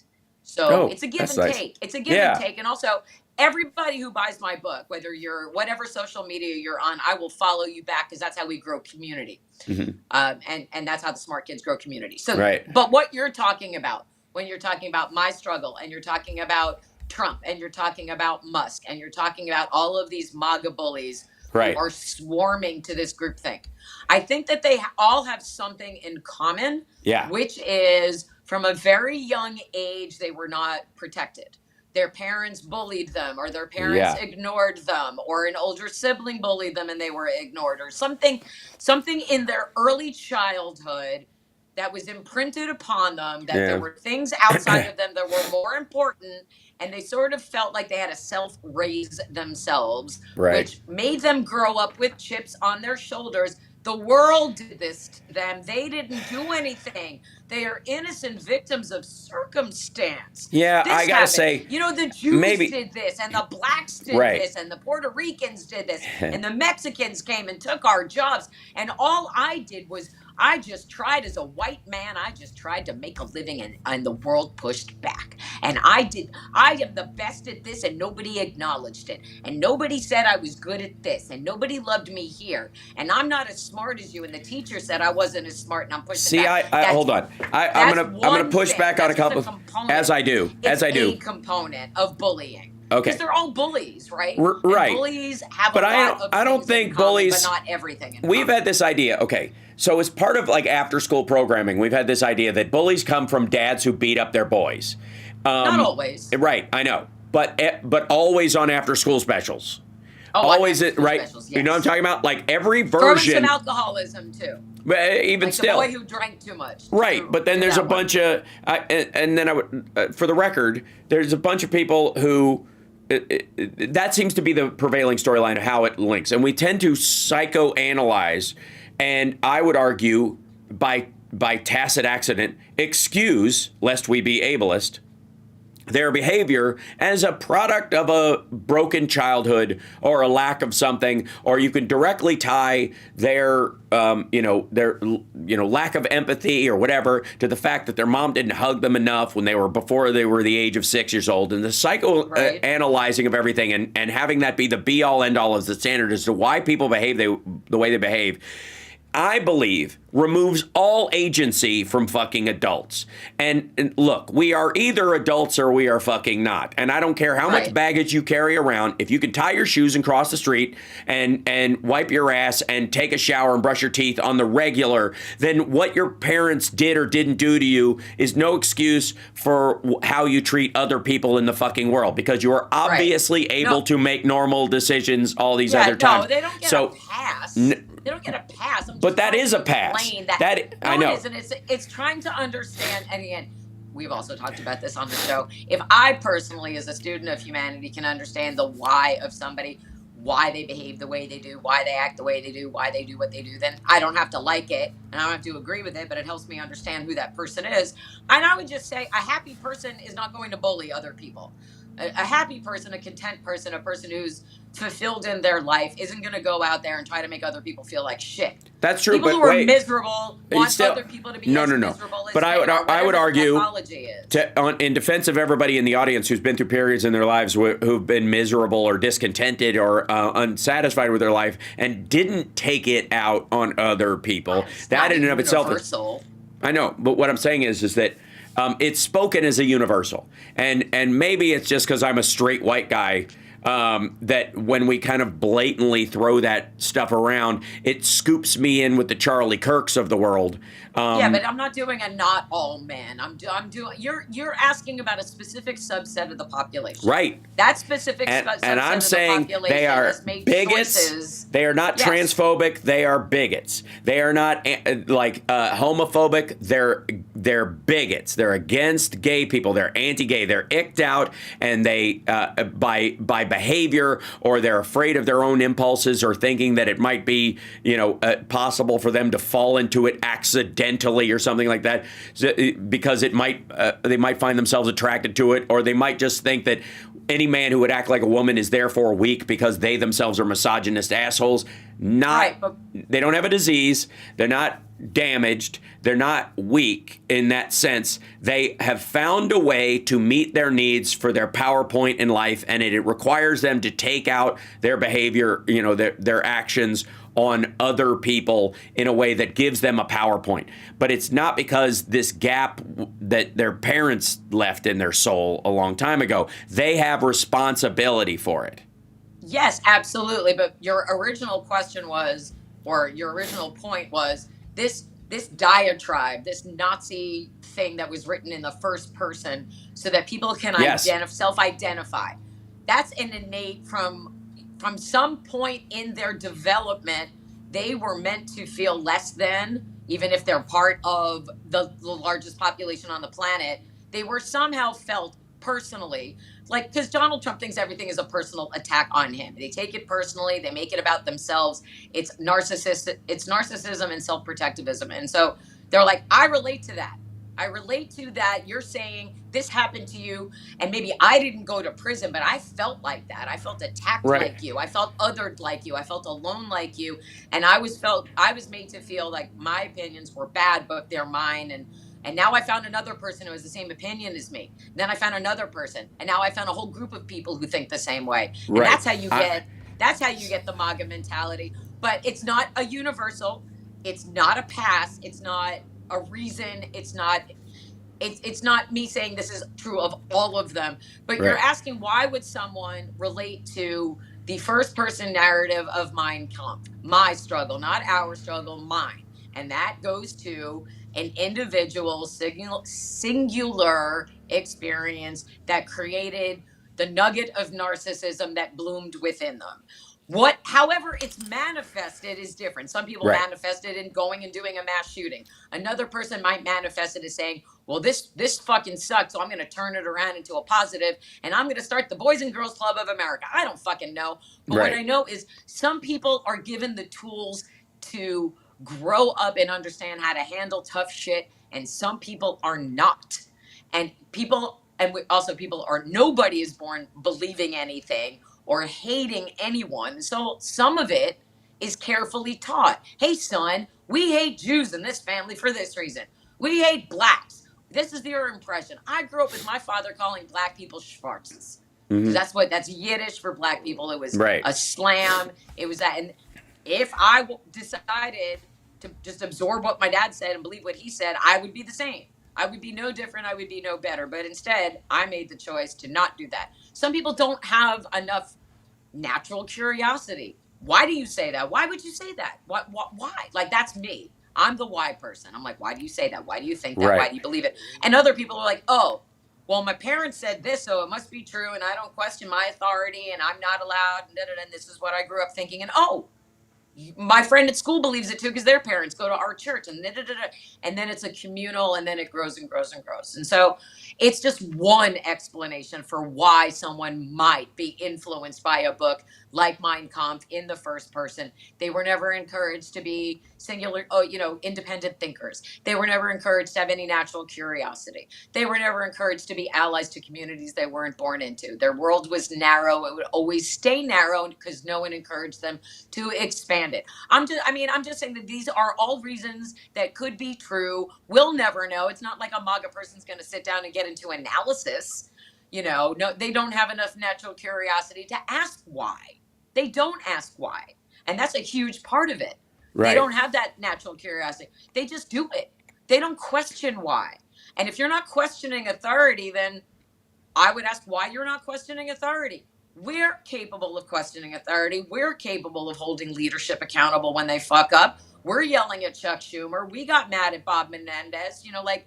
We're capable of doing that. And so the question is, why aren't Republicans capable? Why isn't the MAGA cult capable? You can try to analyze a whole cult group think, or you can try to figure out how to push back against it, because you can be a thinking person.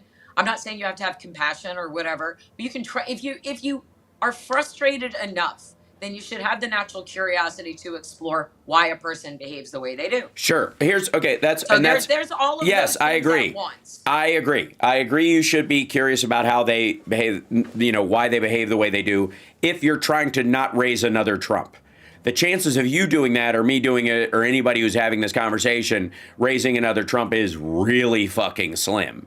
But when it comes to the adults of the world, even if you did by hook or by crook accidentally raise someone who was lacking in normal empathy, life has a way of intervening and either reinforcing that or dissuading them from that behavior system. People can change as adults. That we are not blueprint.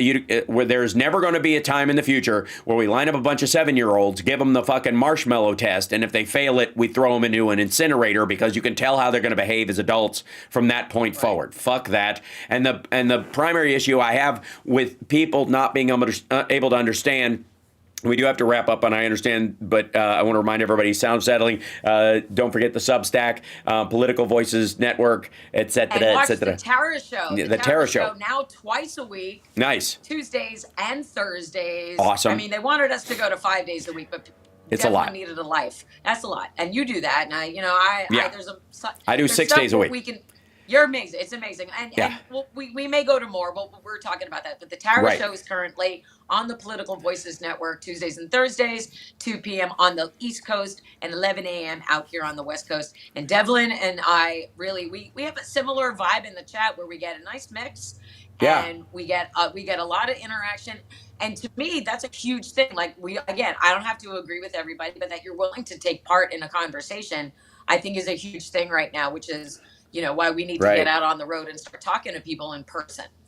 Yeah. Well, so the essence of what I'm saying is that you can't, just like we can't define someone as a human being from when they're 7 years old going forward, because the damage is done and fuck it.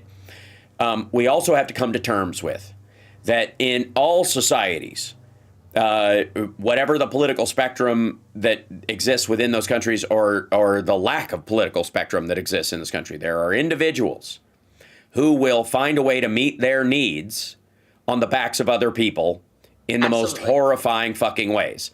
And not all of them had bad childhoods, and certainly not on a statistical level where you can make up for it. I think famously Jeffrey Dahmer, I mean, his mother was schizophrenic but didn't harm him in any way, ended up getting medicated. He lived with his father and his brother. They were perfectly fine. And he was making the case when they wanted to, were you mentally ill or were you abusing? Like, nope, these were just my ideas. And I just found a way to satisfy my curiosity and my desires. And this is how I figured it out. Like, that was as simple as it was. It wasn't even, it was grotesquely lacking in his sort of mean-spiritedness, oddly enough, as bizarre as he was. So there are, we have to come to terms with the fact that if you try to simply use that as a way of understanding Trump as this broken little boy, which is where I think a lot of people on our side of the aisle go ultimately, you miss the part where he actually is getting something out of this. Not a gap filling some void that occurred when he was 6 years old, but something now. He is 1-to-1 like a child grabbing that marshmallow before waiting for the other two. He is all about his own impulsive desires currently. And it is not, he was not raised poor where he was lacking in food, and yet he eats like somebody who was the emotional. Well, again, he didn't get the emotional tools that most people get when they have loving parents. So did, but again, he can't ride a bike or drive a car. Right. Nobody loved him enough to teach him. No, but that's singular that example. goes into affluenza territory. I would argue that orphans and the children of like widows who ended up living with a grandparent who didn't have the strength to take care of them or whatever. That's getting into splitting hairs. Right. I'm saying, but if you're talking about him specifically, he's miserable, and he wants everyone else to be as miserable as he is. Period. Always has been. The point I would try, right? Okay, but the point I would try to make about his behavior and how to learn from what he's doing, and therefore predict what he's going to do in response to certain things, is that he does not fit that kind of regular broken boy pattern in that regard. Because, like I said, he is meeting his needs currently, and he's very impulsive about it. Right. It's almost like he doesn't remember his childhood enough to have it weaponized against him. He just wants what's in front of him. He's just lazy and ravenous, essentially as a human being. And the whole thing about him being defensive, I was thinking about, like how he reacts and his defensiveness in these areas, that it doesn't come across as somebody who's like a wilting, broken person that's full of that kind of, narcissistic personality disorder bravado that everybody assumes on his part. It's as simple as the panic in the eyes of the Wizard of Oz. Don't look behind that curtain. That look on his face when he's pulling the curtain shut. Pay no attention to the man behind that curtain. That look is what Trump has. It isn't, because he's afraid oh my God, gonna find him out. Right, but not in his past, and they'll know that I was always a fraud. Right now, they're going to figure out I don't know what I'm talking about right now. It's acute.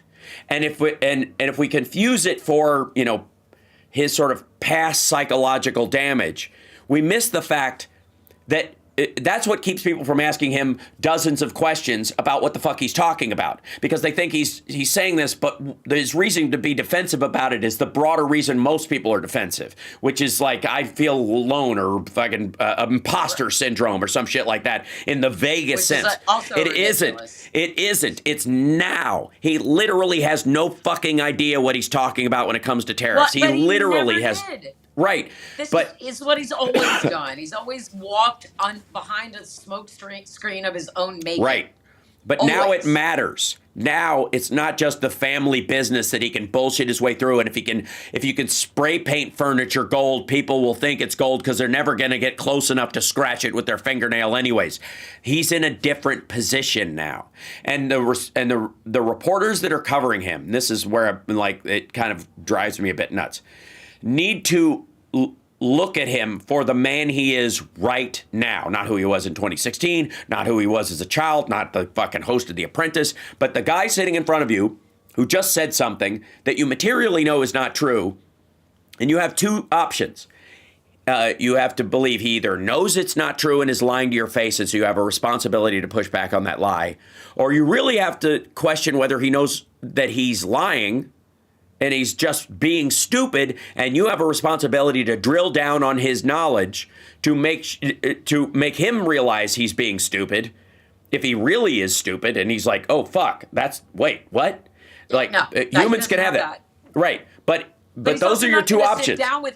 He's not going to sit down with anybody who would ask him real questions. He did it, but here's the thing, you're right, but he did it with Laura Ingraham, and he hates her guts, and MAGA got mad at her because she asked really simple stuff. He's not going on Maria Bartiromo's show anymore, obviously, and he did all during the campaign, and the people that he has from the White House that were going on aren't going on anymore, because even she is starting to go, I don't know about the tariff, right?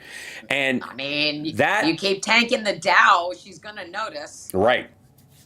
The reality is that if we write off in kind of in the broader psychological sense, the damage done by his parents or those kind of things, you miss the fact that today, every day, as a grown man, he is making decisions about his behavior and his policies based on lies he knows are lies and stupid misconceptions that he believes is common sense. That's been every day of his political career, though. Yes, but what I'm saying is, by doing that, it becomes a blob of fuck Trump. Right. And reporters can't operate on that way. We can't operate on that way. We can't just be in a general fuck Trump, even though he's a scumbag. Yes, we know that. We got to be, because we're not talking to him. We're not going to change him. But the people over his shoulder who are the maggots who are on the fence, the Republicans who are like, oh, fuck, man, he's really going to go through with these tariff things. Those people are going to be reachable. And the way you chip away at whether you convert them to your side is immaterial. But if you bring them off the Trump wagon, the way you're going to do it is not with, this motherfucker's at it again. But wait a minute, he just said this, and this is materially fucking dumb.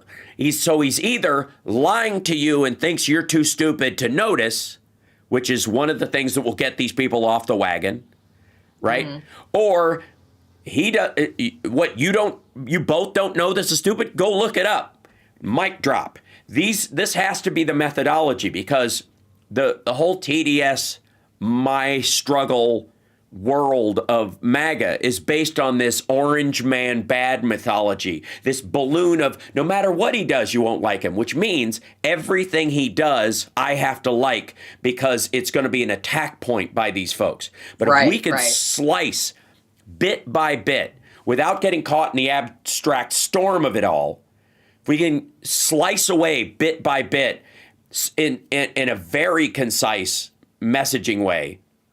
And again, I think the 25 years of Jeffrey Epstein talking point, if it reached a groundswell, would do exactly that. And as the Epstein files don't come out, they're moving towards each other. We have a responsibility in these situations to go, if I just saw the guy starting today, never knew the fucker, never knew anything about him, didn't know any of his background at all, what he said right now is materially wrong. You used to be against that anyways, and now you're for it because it's him. What the fuck is that? Who is this guy? Who are you? Right. And then you make them answer that question. We start getting somewhere.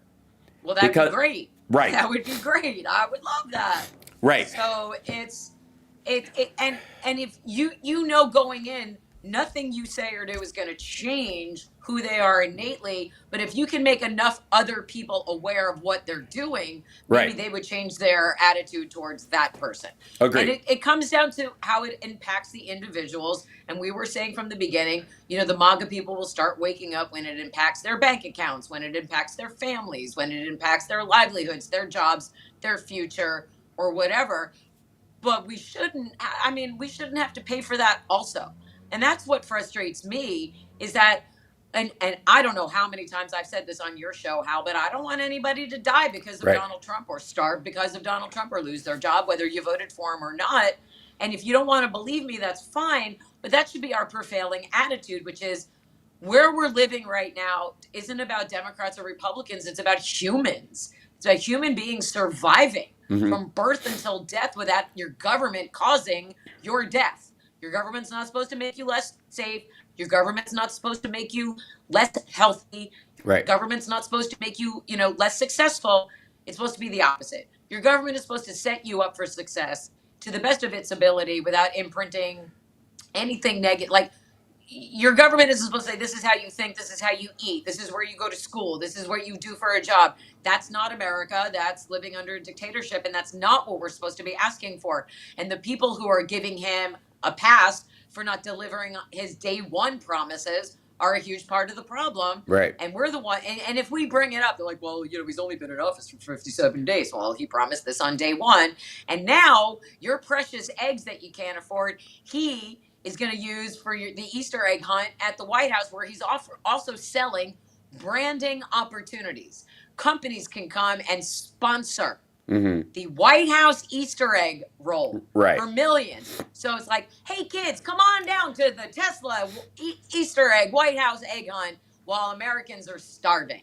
Right. Like, until you and I can sit here for 27 hours and say truthful things every second of those 27 hours. But until it impacts a MAGA person individually, they're going to say, fuck you, Right. libtard. And I they're going agree. to push back. So that doesn't mean we stop. And that doesn't mean we give up. And that doesn't, but I believe that there are still people who are reachable. There will be a segment that is not. There's that you said, if our leader says this, then we must believe it and we cannot push back and then we can't show weakness. When it starts impacting them individually and they can no longer deny it, that's when you can hopefully reach somebody and say, hey, there's a seat next to me right here. Here's the thing. I don't think you're going to reach that group of people, and somebody in the chat just wrote, I think Jose Kelly. No, I don't want to hug a hold on. bully. No, maggots are still supporting him, and they'll die with him. 30% of Republicans. I agree. I think that group will hold on because of their own ego being at stake, not because of him. They'll admitting that they were wrong about him is too much. So they'll never. I don't know why. You won't die. Right. And again, I'll tell you why. Because Democrats will swoop in at some point and salvage this economy and salvage the government as they have before, and will act as a safety net underneath Republicans, and they'll pretend they never needed it in the first place, even though they were in deep shit without it. I think I'll end on this: is that to use the vernacular that Trumpies can understand, the way you can tell Trump is a pussy is he can't take being called a pussy. Right. And that is the essence of who he is right now. And the best, he hates it. And he's so mad that Obama's is cooler than his. Streisand affected himself. Oh, yeah, it's great. Streisand affected himself. I would not have known about that portrait if he didn't make it go viral. That's a shitty portrait of you. Good. Yeah. Good. Good. Suck it. My question is it coin operated, and can you put quarters in his nunt when you walk up and he goes, I suck. But overall, I think I don't take any responsibility. That sort of idea of the way you can tell he's a pussy is he can't stand being called a pussy. That's right. Can't stand being called a racist. Can't stand being called a rapist. Well, here's the thing. I don't think anybody can stand being called those things. I think the only one, without being like outraged on the what the fuck are you talking about level. That's not the outrage he has when people call him that. He attacks the person as nasty or unattractive, which is I think also very telling when it's about his sexual assault past. It's a different thing. Right. Because I would avoid. I saw like Trump said this, and Charlie Kirk said this. Elon Musk said this on the fucking Ted Cruz podcast. If people are angry, you must be doing something right. Well, no. If you're starving people, and I know it, I'm going to be angry about it, of course. So I'm not angry because that's just a stupid way of looking at things. And so the outrage factor of you call somebody racist and they get outraged, therefore they must be racist, is a shitty point argument for our side. Their behavior needs to be called you for calling them a racist, right? As opposed to the facts. Right, like or their behavior. They'll always attack the messenger and the questioner without addressing the question itself, because then it would be acknowledging that there's a problem in the first place, and they don't want to do that. Right. So we have a responsibility to be. To have new and better tools this time around to deal with this beast, because I hope you get to go to DC and do that. Oh, I'm going to get to go to DC. Whether they let me in the room is one thing, but believe me, I'll be a problem around town, even if I'm just there. See, I want to go now so much. Yeah, I want to go. Might have to. And make good trouble. Maybe the Fugelsang Frangela show thing goes there, and you come with us, and we do something along those lines as well. I'm just saying before it. You know what I mean? I would hire a cat sitter for that, for sure. Excellent. That would be worth absolutely. So, let's start conspiring so we can actually make it happen. Yeah. And get an email chain going or something, or get a Zoom call where all of us get with Ron, and Ron's like, yes, go there, do this, because he loves it. He loves to stir shit with Republicans. Right. So, but we need to go where Democrats don't normally go. I want to go to places I've never been to Boise. I've never been to Wyoming. I've never been to. Yeah. There are red states. I've never been to the Dakotas. I've never been to the Dakotas. Right. The only time I've ever been in I was in Birmingham, Alabama one time, only because Yeah. I had to go to the airport. Yeah. So there are places I would absolutely go and talk to people Right. if we could make that happen. And I think that's really important. And it's not just politicians who do it, that it's people who are invested in democracy and the Right. truth are doing it as well. Right.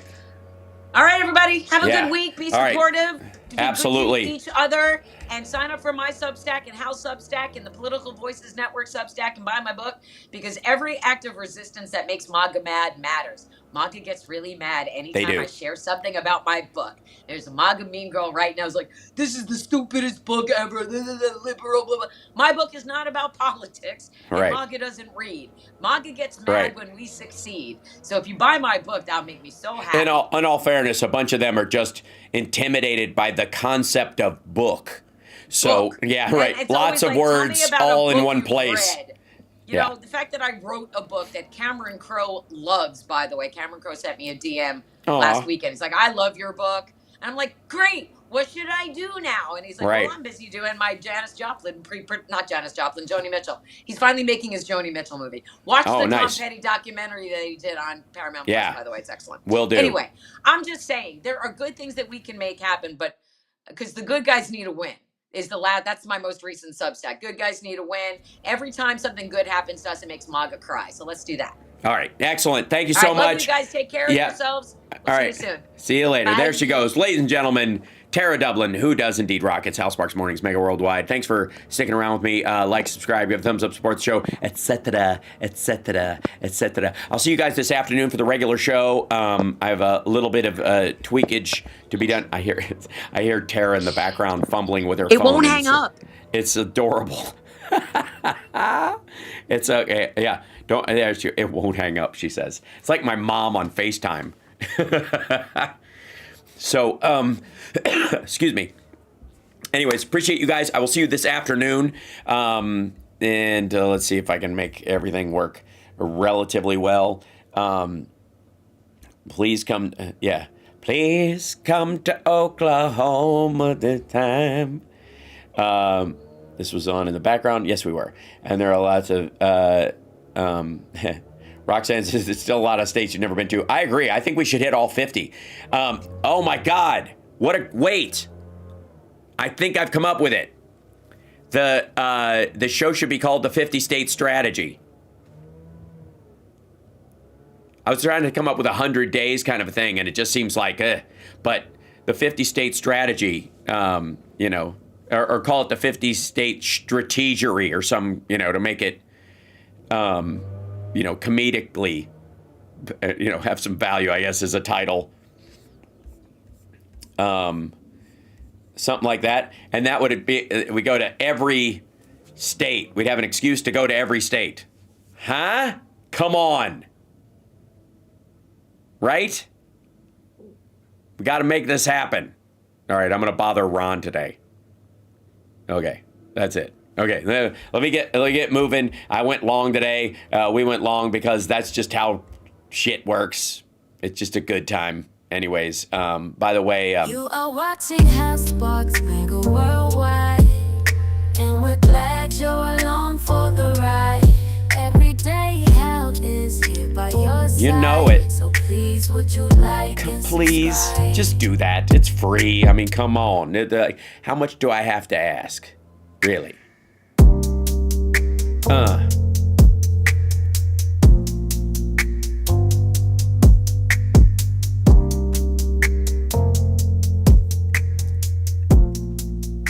Butthole! Sorry, that was just not musical at all. That was bad.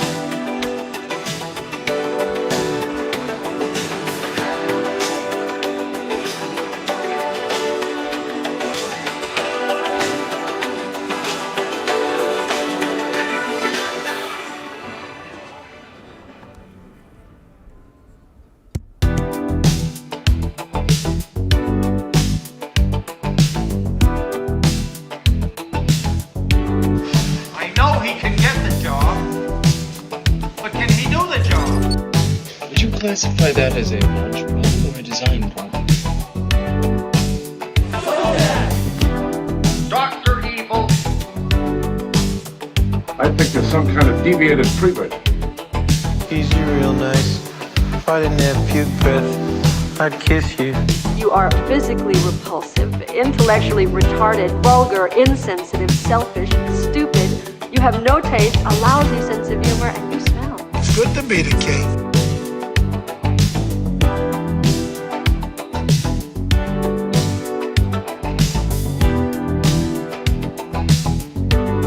Leon's getting larger. Hola.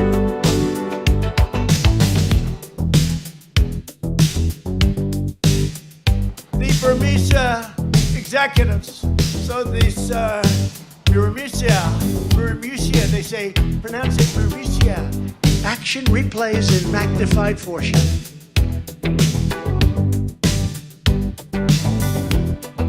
What? Wow. Brett Kavanaugh.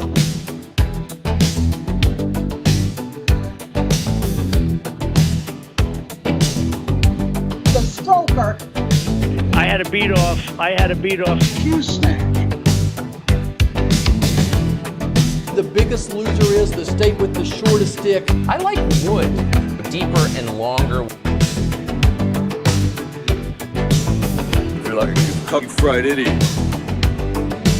Call me Snake.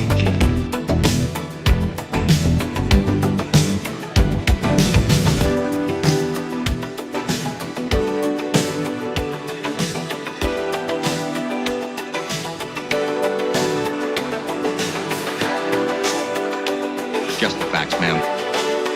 Hola. Hola. Hola.